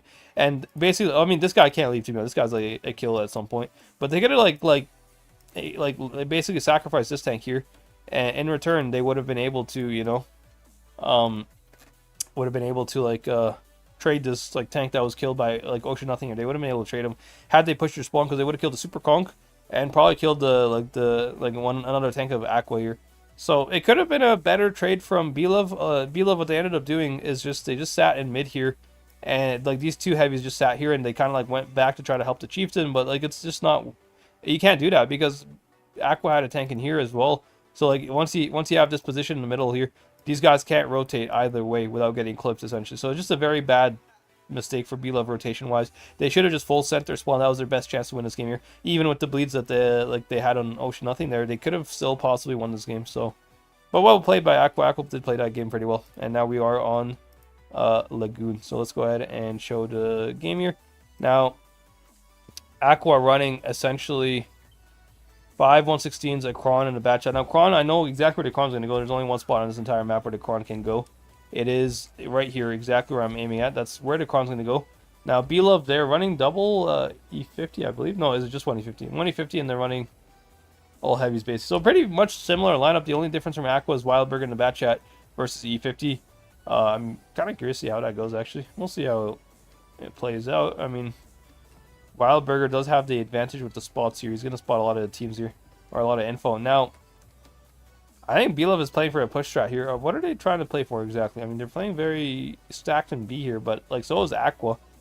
BLOVE can't really push AQVA here, and Denial is going to have a pretty big... Like, if BLOVE is all spotted, Denial should play a lot more aggressive on Warta here. If Denial plays aggressive on Warta, they might be able to actually kill him, especially if Ghosty prevents Classical from rotating, but they're not really doing that, although Classical's going to get a shot here. What if BLOVE is going to try to play for a push here? I don't like this, though. I think AQVA has better defensive positions than BLOVE thinks. I mean, Ephanium wasted reactive already here. Ephanium wasting reactive is a bit of a problem. Psychopath is being a bit more aggressive. I mean, BLOVE is very obviously trying to play for this kill here, but they're sacrificing the A positioning for this, which is, in my opinion, not really worth it, because look at AQVA. AQVA has better positions than BLOVE right now. AQVA is going to win the A side just because of the bleeds they have on Classical, and AQVA has top of C as well. So basically, both high ground positions on the map are controlled by AQVA, which is, in my opinion, going to give them a lot of advantages. Now, AQVA is kind of actually...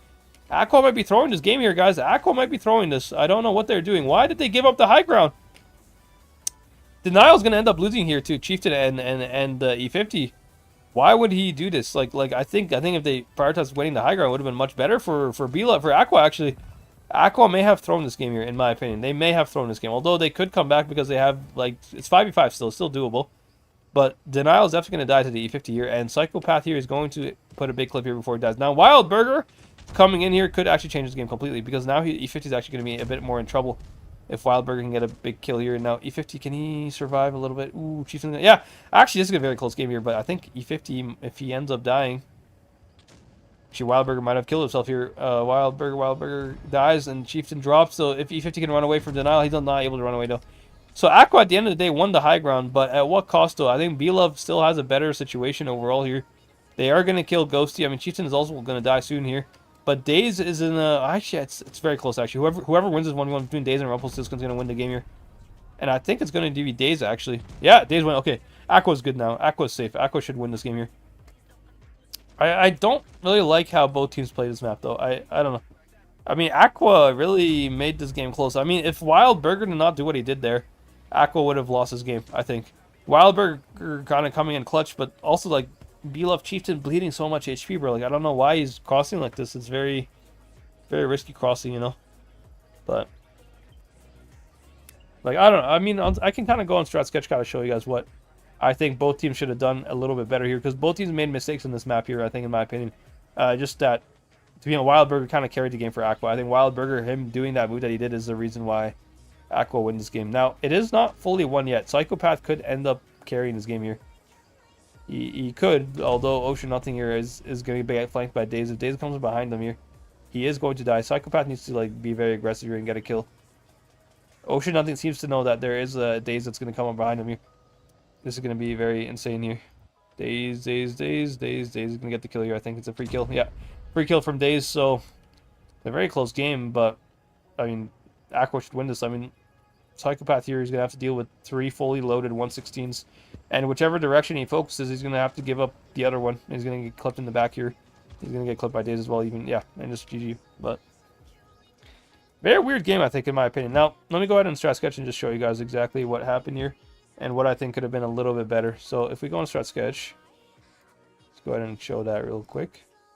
Now, let me just ready as well, so we don't miss the next game. Alright, there we go. Alright, Strat Sketch. So, BLOVE had something like this. They had like, actually I should draw BLOVE in green.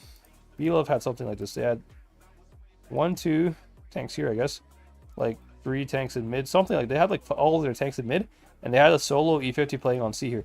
Now what BLOVE did, they crossed like a Chieftain like this, but this Chieftain bled so much HP because this position here from AQVA had a nice spot here, actually with Denial, and they had somebody else like here, as well as like, yeah, so later on, I think in my opinion, when this ended up becoming like a 2v2 on A, so let's say like this tank moved up, the Chieftain moved up on A, this Chieftain was basically like a pretty easy kill. He was like here, kind of stuck.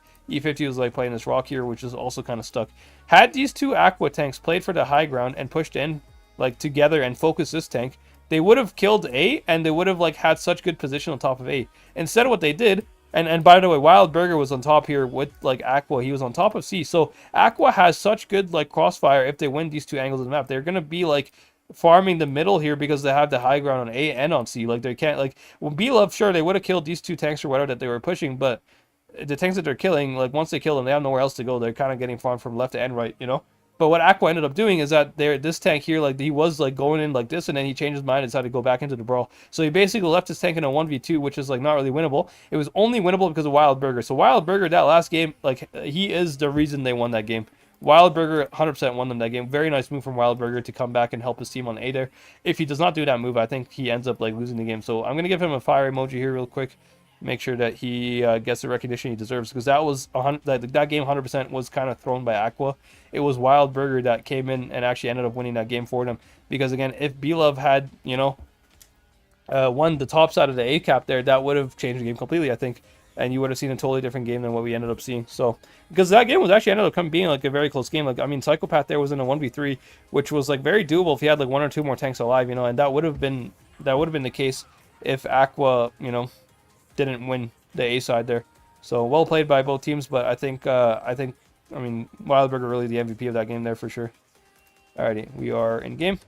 Gonna go ahead and zoom up to the top here. Now AQVA running double E50 here, a bunch of heavy tanks, and what is BLOVE running? BLOVE is running only 1 E50. So Warta here is gonna have to play kind of carefully. You can't really be too aggressive here with Warta. I mean, he's gonna spot the E50 coming. He has spots on both E50, so BLOVE knows it's going to be a full commit on C here. Now, what BLOVE could do is they could try to like hold C and then try to take A maybe with Psychopath. They could rotate Psychopath towards A. But it seems like BLOVE kind of wants to brawl here, but I don't think the brawl is going to favor them. I mean, I don't think AQVA will, or BLOVE will win this game by brawling C. AQVA has better positions on top of C right now. Like the hills being on top of C here is going to be like such an important position. I mean, BLOVE looks like they want to push this, so I don't know why though. I can't say that I think there's a good play here. I really like. They're trying to come from the middle and from C. Like I know what BLOVE's trying to do. They're trying to get Rumpelstiltskin from behind Hills here, but AQVA's like prepared for this move. They have double like 1/16 pre-aiming this exact move here. So I feel like BLOVE is not going to win this game. I don't like their positions, although their lineup is pretty good for pushing. They do have a nice brawling lineup. They have a lot of 1/16s, which can just go in and like delete days basically. But the problem isn't deleting days. The problem is that what happens after they kill days here, because they only have a kill in days, and I think they're going to lose the HP trade here. Like Hills here is going to farm so much damage here. Like days is, yes, days is going to die, but I think AQVA is going to win the long run positioning game here.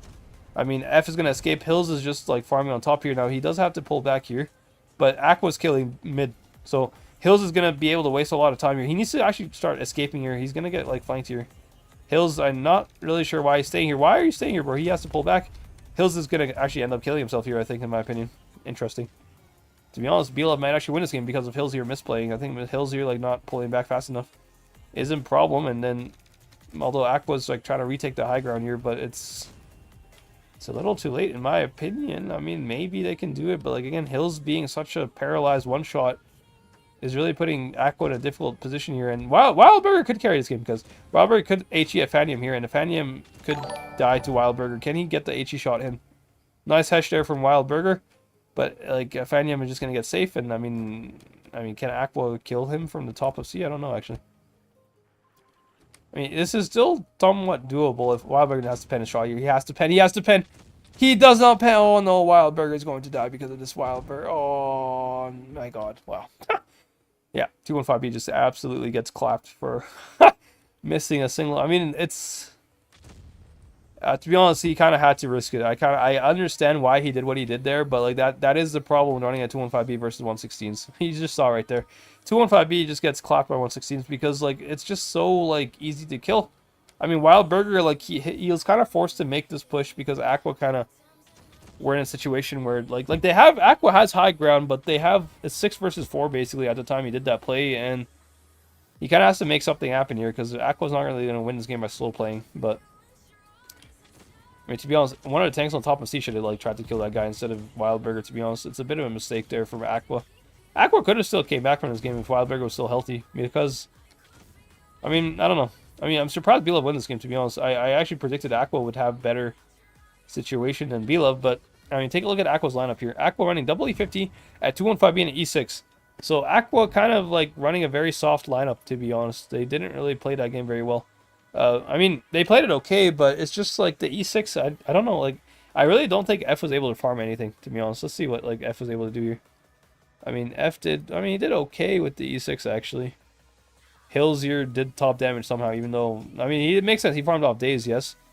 But I think Hills kind of made a mistake in this game here. He stayed too much on top of C here. He should have like pulled back off of C, like when he was still healthy. Show you guys what he should have done on strat sketch real quick. So if you go ahead to strat sketch, this is a situation that we had here. Now we had what's it called? Let me go ahead and show you guys.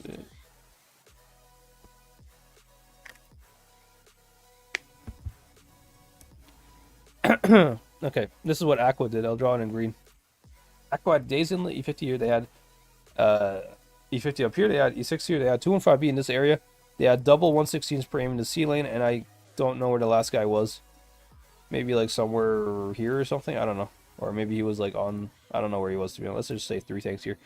Basically, this is what AQVA did. Now, BLOVE had a situation where, there we go. BLOVE had a situation where they had 2 heavies here, and they pushed like 4 tanks like this towards like C like this, right? And they had their E50 somewhere like here as well. Now, AQVA here, what they should have done, they traded days pretty well actually. Like they got good bleeds on days, and they started counter pushing mid. Like they pushed these 2 tanks here with the 3 tanks that they had. That was good. The only problem, in my opinion, is that Hills here should have rejoined the push as well. Imagine if Hills, like let's say BLOVE is all pushing forward here. Now, if Hills like drops from forward and drops from behind them and helps AQVA kill like these tanks here, this would have been like a perfect play actually if Hills managed to escape. The problem is that Hills sat up here for so long until he got like flanked from behind here. They got from behind them, put an entire clip into him, and Hills just became a one-shot. So this game, in my opinion, was kind of thrown by Hills a little bit, to be fair, because this was a very close game by HP, you know? Like AQVA and BLOVE had very similar HP at the end there. Just BLOVE had the kills and AQVA didn't. So that's the main problem, I think, with the situation that AQVA found themselves in. Hills here making a bit of a misplay by staying too much on top of C here. He could have rejoined his team to push mid much earlier, and this would have been a much better situation. But now we're on Normandy. It's a very close matchup, by the way. 2-2 tied up here. So both teams playing pretty like equally here. But we are on Normandy. Now Normandy, we have double light pick from BLOVE. So BLOVE should get the cap lead here. Now AQVA playing a 2-1-5B and the Chieftain, I believe. Wow, a lot of headshot AQVA side here. And a Hori, so I gotta say, I don't really like AQVA's lineup here. AQVA's lineup is very papery, if that makes sense. It's just like AQVA doesn't have any pushing potential, and you can see how that's gonna be a problem because BLOVE just have they have caps here. BLOVE has caps, so AQVA without cap lead is going to be a problem because they have a Hori at 2-1-5B at Chieftain and a light tank. So AQVA really only has 3 tanks that can actually push in and do anything. I mean, BLOVE also kind of has somewhat of a similar problem, although they have a Super Conk, which is much more durable than, you know, most of the tanks that AQVA has. So, ooh, BLOVE boosting with the light. That's actually very, very clever. Wow. Very interesting strat here, actually. That's actually a very nice strat. I want to see what WOTB has shots on you. I mean, this light tank can actually reset A, I believe. That might be the reason they're using him there. I mean, BLOVE actually has a really nice setup. I like BLOVE's setup here. I mean, although I don't... Okay, BLOVE just completely giving up on C here. Why are they giving up on C? And it seems... Okay, both teams making some big rotations. What are they trying to do here? What are BLOVE light tanks trying to do here? Like, it seems like they're really, like, BLOVE is really, like, confident that AQVA's going to make a beach push. I don't know why. They're very, like, unless BLOVE... Actually, wait, maybe BLOVE themselves want to make a beach push. Okay, BLOVE looks like they actually want to do a beach push. It seems like it. Okay, so they're going to send both lights towards beach here, but this is not going to go well for them because AQVA has Zerd in this position, bro. Zerd being here is going to counter the light tanks pretty hard, actually, if I'm being honest. Although, I mean, maybe it works out, actually. Light tanks are unspotted right now. They don't know. Wait, is BLOVE going to boost the light tank? Wait, they might be boosting him. Oh my god. BLOVE, what are you guys cooking up with these light tank boosts, bro? What are you guys doing? Oh my god. They boosted BLOVE boosted a light tank on top of the enemy spawn, bro. This guy's gonna be like... WOTB here is gonna be in a very interesting position here. He's gonna be able to farm 2-1-5B, although... Actually, he got spotted, though. That's a problem. I think WOTB here might actually... This might not work out for him. Yeah, 2-1-5B has shots on him. I mean, WOTB has to pull back, to be honest. He's just gonna get farmed here by 2-1-5B. Oh, this would have been such a good play if WOTB was unspotted. He just dies. Oh, BLOVE. BLOVE, that's actually... That was actually very nice a try there for a strat. I've never seen that happen before, but... I mean, AQVA just going to take high ground. Like, look at Hills and Ghosty. Ghosty and Hills and even Wildberg are on high ground here. Denial's going to die. Yes, he's going to die, but... BLOVE doesn't really have a play to make after they kill him. I mean, they have to go back and kill Ghosty somehow, but like Ghosty has a high ground position on top of the plane here. He's going to trade very well versus that Super Conk. He's going to put another shot in it. He's going to just pull back into the plane, get safe. I think, I mean, I think AQVA should win this game. AQVA has a huge advantage here by positions. It's like really a nice idea from BLOVE. I have to admire the creativity. Like, I really admire it, you know, as a tournament player. Like, I've never seen that before. Especially like that early into the game, you know, but like, wow. It's a very nice idea. It just kind of failed because the light tank got spotted. Had the light tank not gotten spotted, that would have actually been such a nice play, low-key.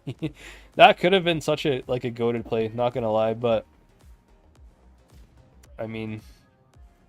It was a bit of a risk. I think it was an untested strat, I guess. Maybe they didn't test the view ranges there, but...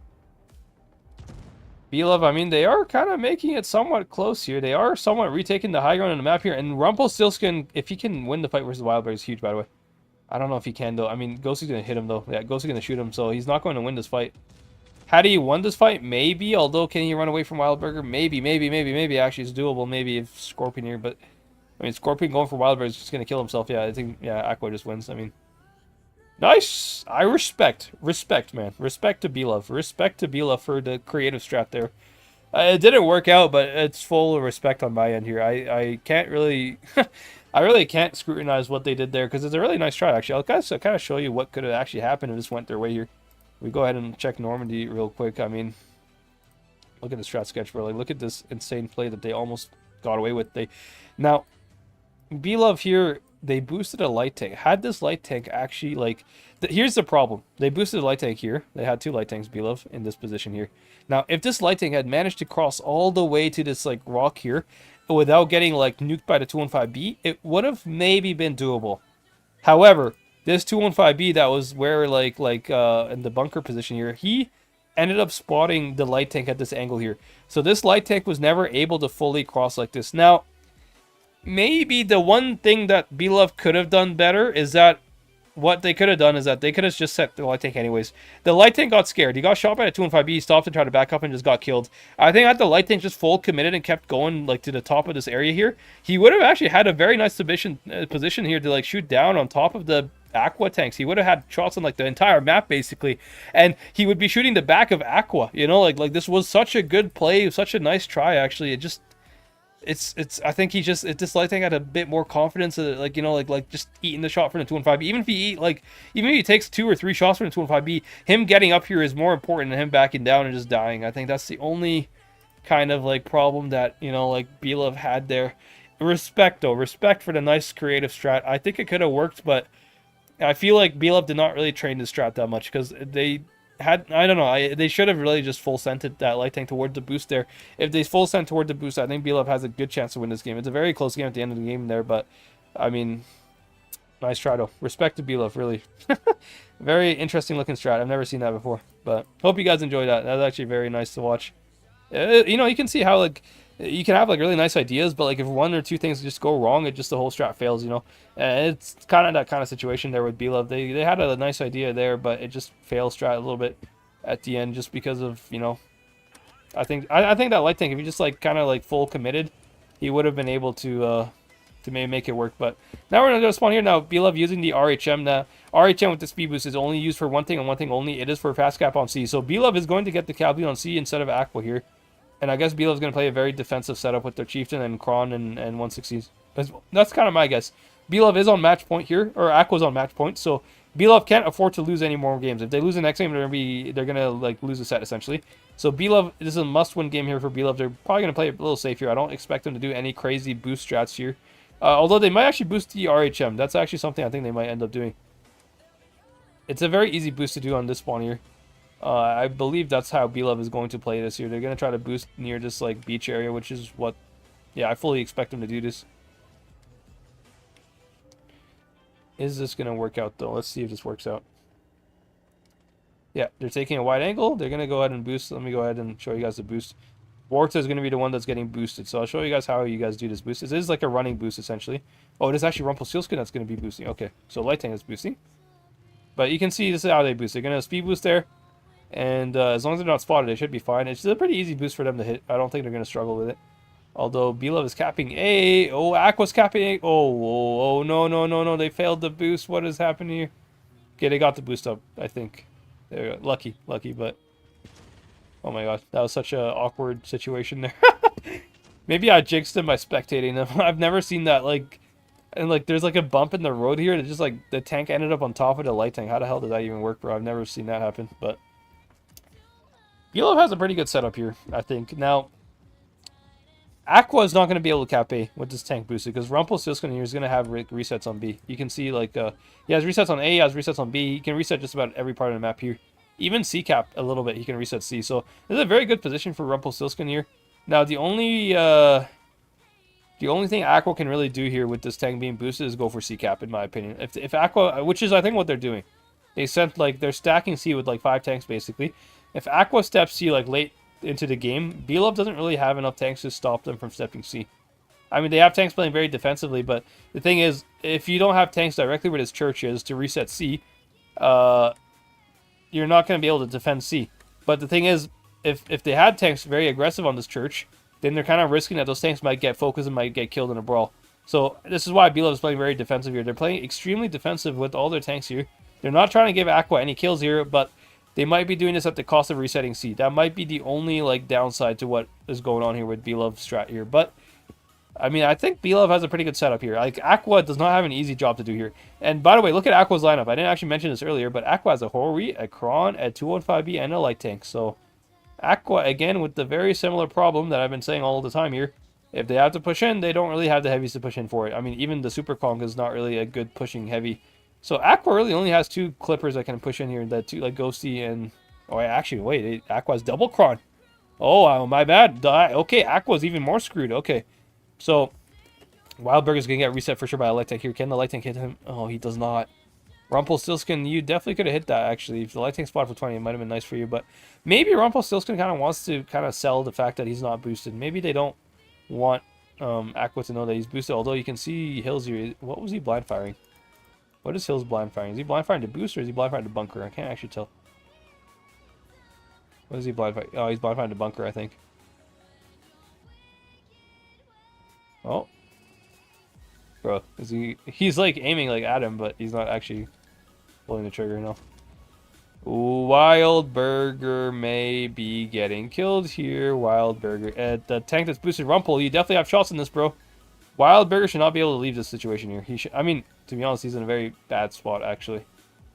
I think BLOVE's going to win this game, guys. I think BLOVE has a very good strat, and AQVA just does not have a lineup to push in here. Like I was mentioning, like, double Kron's a Hori, a 215B, and a Super Kong and a Light Tank. I mean, Ghosty is the only one who can do anything here. I mean, technically, the Super Kong can kind of push in as well, but Super Kong is very slow and dies pretty quick as well, to be fair. I just think AQVA's just GG, basically. Go next, essentially. Go to Garage, basically. Go next. I don't see how AQVA can win. Oh, wait. What is BLOVE doing, though? Why is BLOVE rotating away from C? Oh, no. BLOVE, you guys had a good hold here. Like, AQVA's, like, completely screwed. I'm telling you guys. I don't know why they are making this push here. What are they trying to do, bro? What is BLOVE doing? I'm so confused. Like, why are they stacking the beach with double 116s here? Like, what is the play? Are they, oh, maybe, okay, they're just trying to, like, rotate on spotted, maybe? That's what they're doing?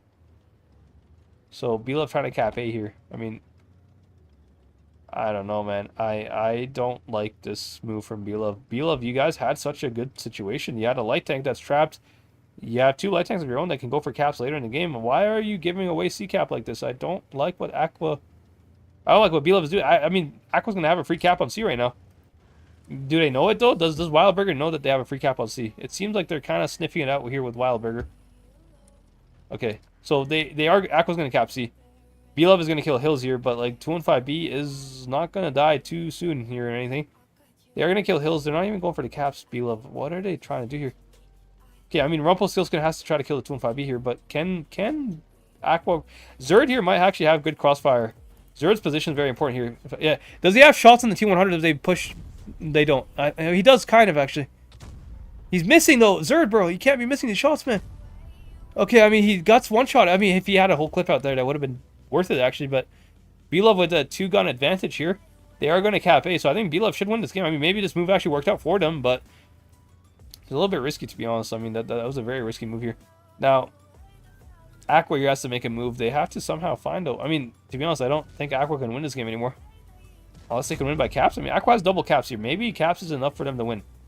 AQVA's only hope here is to win by caps, which is actually doable. Maybe they can actually win by caps. I'm not sure. Do they have the time? Fanium here, bro. If you die, you are going to kill your team here if you die, Fanium. There's no time for you to die. Like, I mean, BLOVE here needs to kill him. Ghosty real quick, and Scorpion needs not to die. He's dying, bro. AQVA might win this game. What is, like... Come on, can they get the kill here? They have to get the kill. What are they killing, bro? Ghosty needs to die. They have 10 seconds. If they don't get the kill on Ghosty, they're going to lose this game here. They got to kill both Denial and Ghosty, actually. Can they get these 2 kills? Denial has to die in the next 2 seconds here. Can they get the kill on him? Oh, this is so close. This is so close. But I think AQVA's going to win. AQVA won.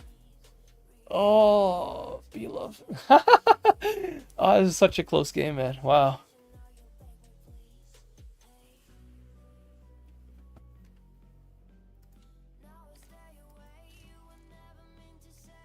Dang. Wait, who actually won? Yeah, AQVA won. Yeah, that's what I thought.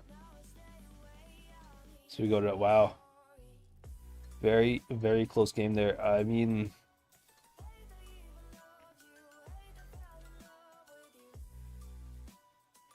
Wow. Okay. I mean, it was a nice try from BLOVE, but I really think if BLOVE just AFK'd in their position, they probably would have won this game still. I don't know why they, like, kind of, like... Bro, BLOVE, like, they gotta... Here, I'll draw on Star Sketch to show you guys what could have, like, actually happened in this game. Here. BLOVE had a very, very good situation. First of all, they had a light tank boosted, so they have perma resets on A here. I should draw BLOVE positions here in green. BLOVE had a light tank boosted on A. They had a Kron here, I think. They had a 116 like somewhere here. Who, by the way, has like resets on C, by the way, if he just backs up and like aims at C. He has resets on C. They had two 116s in the corner here, like here. And they had like a chieftain somewhere like here or something. And the second light tank, by the way, somewhere like, I guess, on C. He could go anywhere basically. But AQVA, like, if AQVA had nobody who could actually cap C without dying, by the way. So BLOVE could have, you know what BLOVE should have done? BLOVE should have been a lot more aggressive here, like on C. Like, had they moved up, like, I mean, they had good positions, but like, let's say they had like one tank here, like this or something, like ready to just like dump a clip into C if AQVA tries to stop C.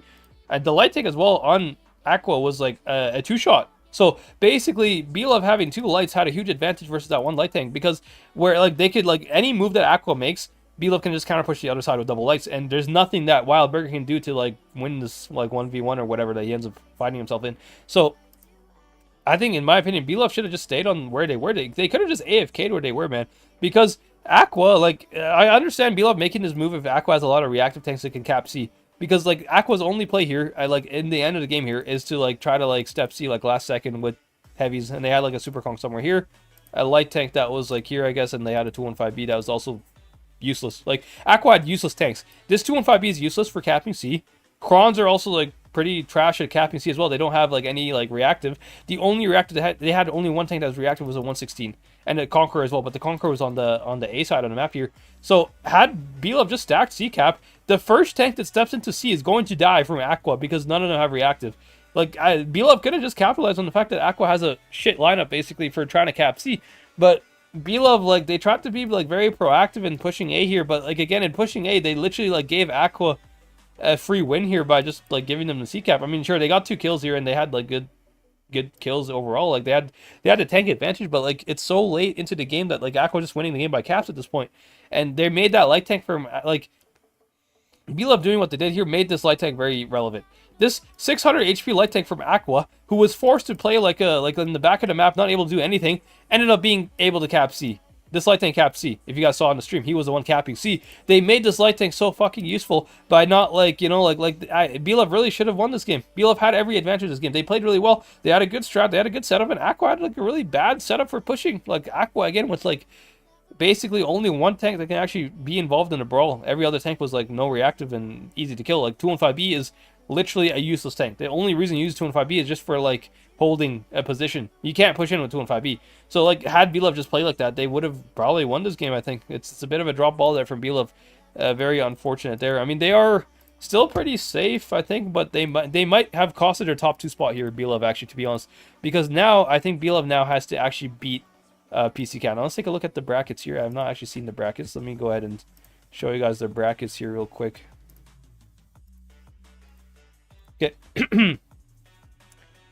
How did the Demo game go, actually? Demo, depends, actually. Demo wins. Oh, Demo beat PC Cat. Oh, that's huge. That's huge, actually. Demo beating PC Cat means that Demo actually has... I mean, Demo could end up getting 5 wins here at the end of the day here. AQVA, how much wins do they have? They have... I mean, AQVA should have a pretty good situation here. If they get 6 wins, like, they could beat Squad 1 pretty easily here, I think. They should be safe. AQVA should be guaranteed top 2. What about BLOVE? BLOVE losing this game here. I mean, BLOVE losing this game, if they lose the PC Cat, they do have the head-to-head versus Demo, though. BLOVE does. So, this is going to be interesting. BLOVE head-to-head versus Demo. So BLOVE can get a maximum. Let's say BLOVE loses to PC Cat tomorrow. Let's just imagine that, okay?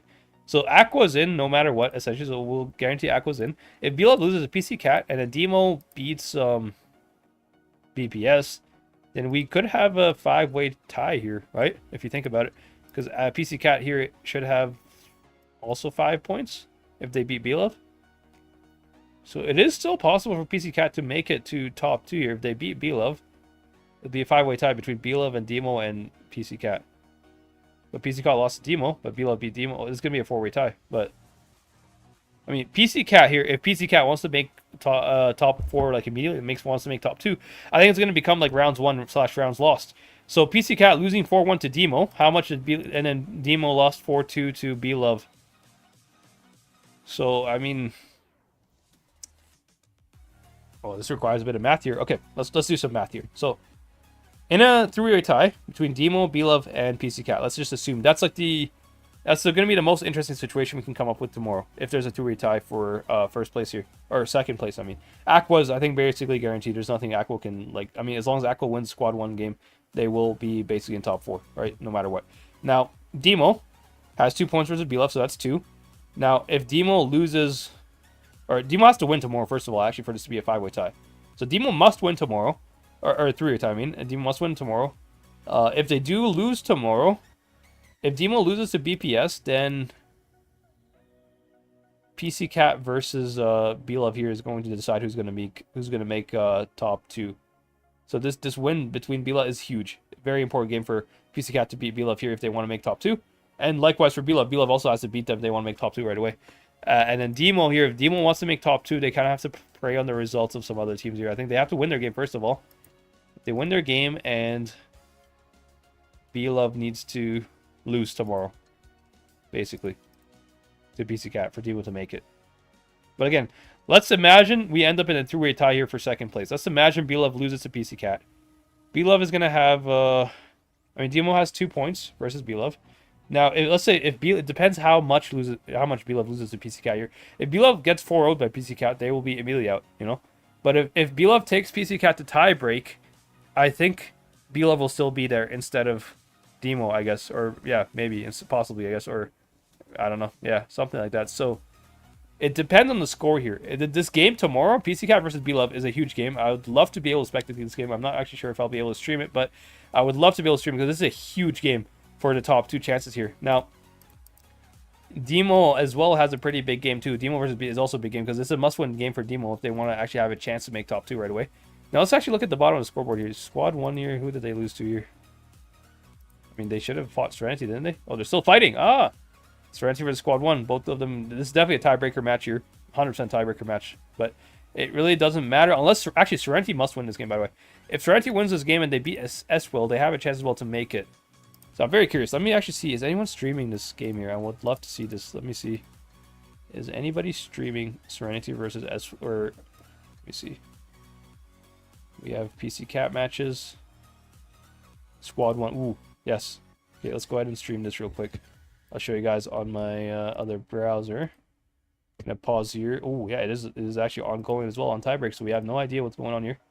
Let's go ahead and pull that up for you guys. And also let me just double check that it's actually visible for you. Alright. Alright, here we are. We are watching Tolian Club, I think. The guy's name is Tolian Club who's streaming this, so very interesting game here. Okay, let's see how this goes here. So this is a tiebreaker map here on Rockfield. Squad 1, I mean, SNTY has to win this game if they want any chance to make it to the next stage here. Now, Safe Allah is in a bit of a precarious position, although, based on the position of Squad 1 here, I think if SNTY just counter pushes like their spawn, they should be able to kill the ACAP here. I mean, Panzer Kid here is a kill here, but, I mean, he's backing up though. He's backing up. I think he knows that he can't stay here, so Squad 1 with, I mean, SNTY actually has a cap lead, so basically SNTY needs to defend B. That's like the main thing they have to do here. Now, what is Squad 1 going to do here based on the situation they're in? They're trying to retake C, I guess, is from what I can tell. Now, SNTY, what's SNTY lineup here? They have Double Cron and Mouse of Vickers. Oh boy. SNTY has like a horrible lineup actually, to be honest.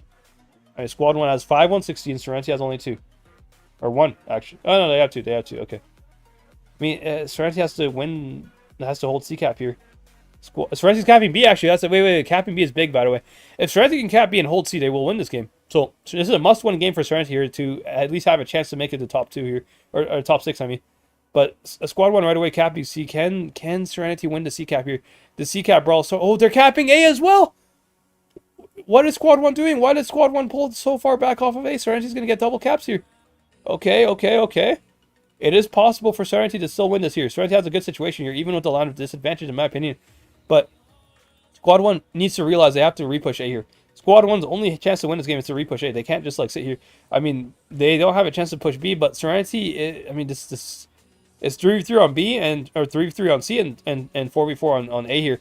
But I think SNTY's winning the A fight here. The light tank from Squad 1 is getting trapped. What a play from... this is such a good play from the Kron here. The Vickers gonna... Bro, you guys just pen your AP shots, man. This guy could have died by now. Vickers needs to kill this light tank right away here. Is he gonna get the kill? He does get the kill. Nice, nice, nice, nice. Now, Squad 1 going for B cap here. I don't know. This is a good play here. I mean, why are they leaving B cap? They got a... Squad 1 might have just killed themselves here. I mean, the mouse as well killing himself too. What is this mouse doing, bro? Okay, I mean, Serenity needs to win C cap here. It's must win on C. Mouse may have thrown the game here for Serenity, in my opinion. We'll see at the end of the game here. He's going into B cap. Although, in my opinion, he should have just capped A. And then, I mean, Serenity's winning by cap. So, I mean, this mouse is going to take a very long time for Serenity to kill this. I mean, or for Squad 1 to kill this. I don't think Squad 1 can kill this.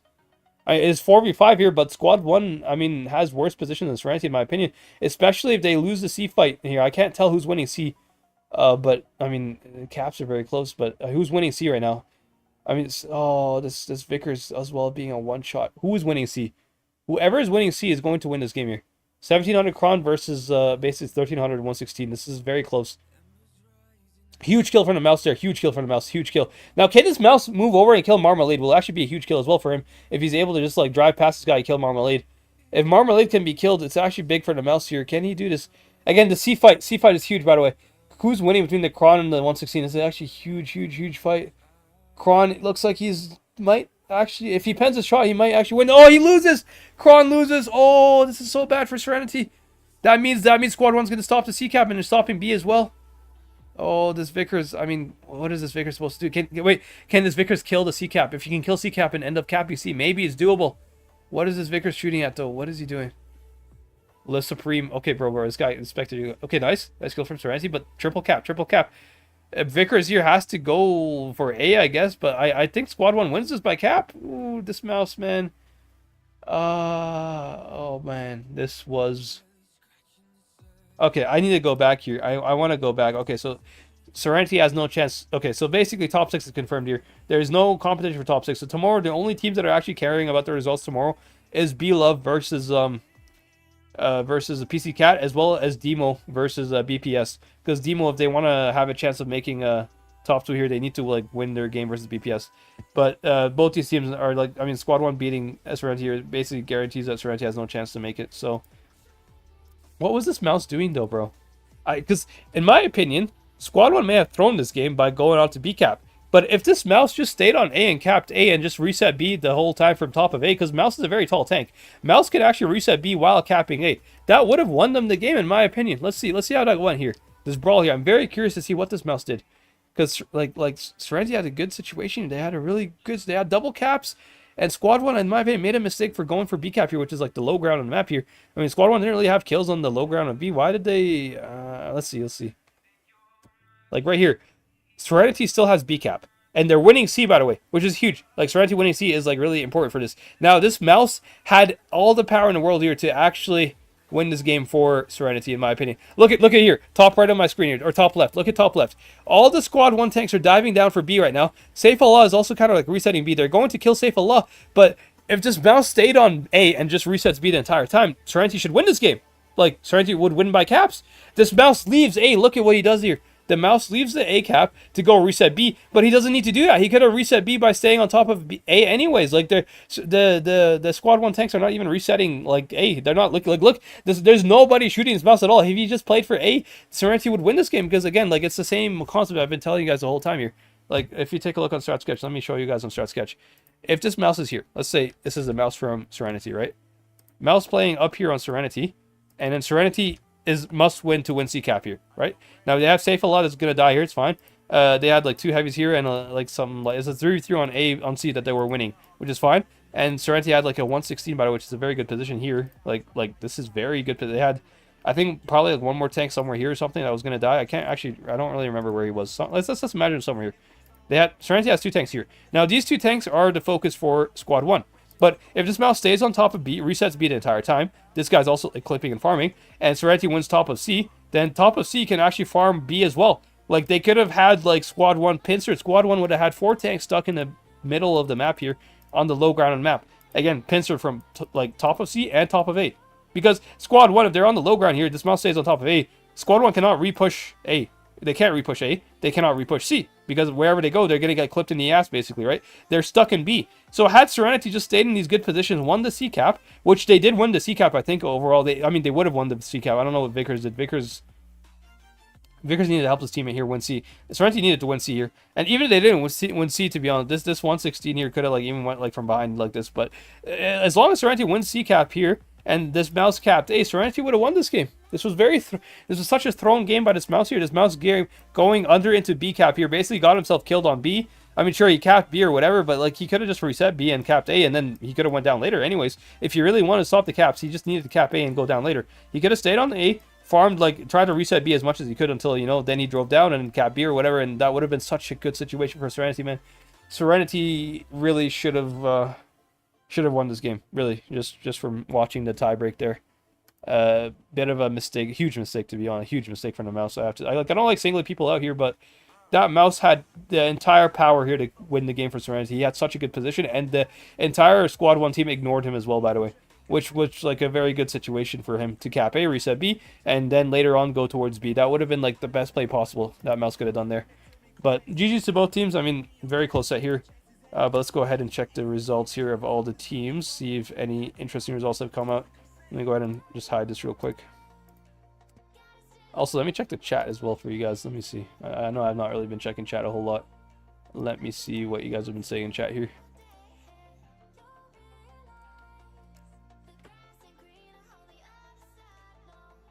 Alright. Future origin strat. Yeah, that like the reverse like boost on the enemy spawn there. That was kind of funny.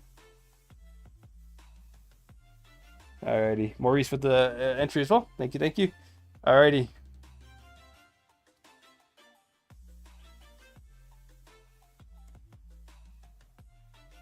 Alright, a couple of entries there. Yeah, BLOVE abandoning. I mean, BLOVE. I mean, a lot of mistakes here, man. But it is high pressure games. This is what happens when you guys play like in a very high pressure game situation.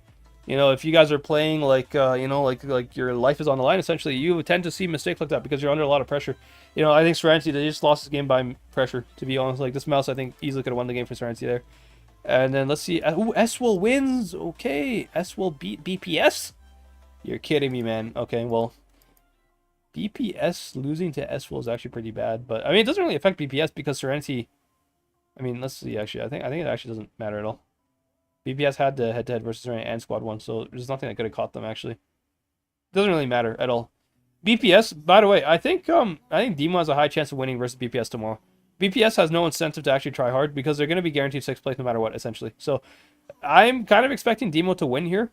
But again, it's huge for Demo if they win, but it's even more huge. I mean, actually, maybe, I mean, BPS also probably would not like to fight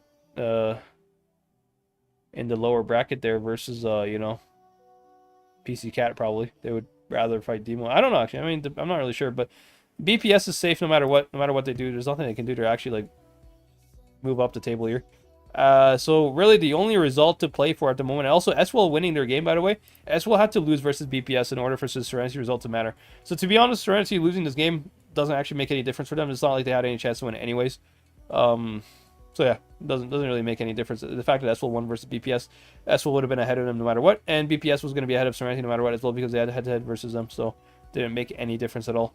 So really, the only big game that I really care about is BLOVE versus PC Cat. This game is going to be huge, as well as Demo versus BPS, although I think Demo has the advantage here. I'm predicting Demo to beat BPS. Like, if I'm BPS, like, there's no, like, as a tournament player, there's no point for BPS to really try hard to tournament strats here and, like, sweat their, you know, sweat, like, their strats off, basically, when they know they're going to have to play these maps again later in the top 6 stage, right? So, BPS doesn't really have a huge incentive to, like, really try hard and, like, do the best strats they possibly have. They're probably going to rather, like, save their strats for, like, the games that actually matter, which are, like, their life is going to be on the line. This game here doesn't really matter for them, so I'm assuming BPS is going to do, like, some default strats for this, like nothing too crazy. Of course, they'll still try to win the game, I think, but I don't think they're gonna like try too hard. I mean, maybe they will. I don't know. I can't say. Of course, I'm not on that team, but I mean, just I think they're better off saving their strats for like the next stage of top 6 stage, because that's definitely the stage where it matters for them, because they can get eliminated in that stage. They're not eliminated in this whole game yet. Losing this game is not going to do anything for them. So Demo, yeah. I mean, BPS or BLOVE versus AQVA here is going to be a very important game. I'm very curious to see how this works. Or no, sorry, BLOVE versus PC Cat. But overall good games. Also, let's see actually how challenges went, guys. I'm very curious to see how did challenges go. Are they still playing? Is Bobber still playing versus let's see. How did the challenges go here? Because I was predicting Desert to win. Bobbers wins Desert. Okay. All right, Bobbers. Respect to you guys. You guys beat the pay to win meta. Very nice. It's unfortunate I didn't get to stream this. I really would have loved to stream this game, but they have it on the same day as top 8, and top 8 is a little bit more high, like intense, I guess. I want to stream top 8 over challenges, but GG's to Bobbers. So Bobbers wins challenges. GG's to them. Commiserations, I guess, to Desert as well, and Nexus as well, who put up a good fight versus Bobbers actually. And yeah, GG's to all teams today. So hope you guys enjoyed the stream. If you guys enjoyed the stream, make sure you guys smash the like button. We greatly appreciate it, and make sure you guys subscribe as well. I do have giveaways. I will be picking like a couple random people, I guess, from my chat who entered the live stream, like their in-game username and stuff like that, to win battle passes and whatnot. So I hope you guys, wish you guys the best of luck. Basically, hope you guys win it, and I guess I'll see you in the next one. Yeah, I'll definitely stream tomorrow. I'll really try to stream the BLOVE versus or not BLOVE, I think no, yeah, BLOVE versus PC Cat. I really want to stream that game. It's gonna be such a good game for top 2 years, so would love to stream that. Hope you guys enjoyed the high pressure games. Lots of cool strats we saw today, especially from BLOVE with the Normandy, reverse Normandy boost on the enemy spawn. That was so funny, bro. That was hella funny. But hope you guys enjoyed, and I guess I'll see you guys in the next one. Peace out.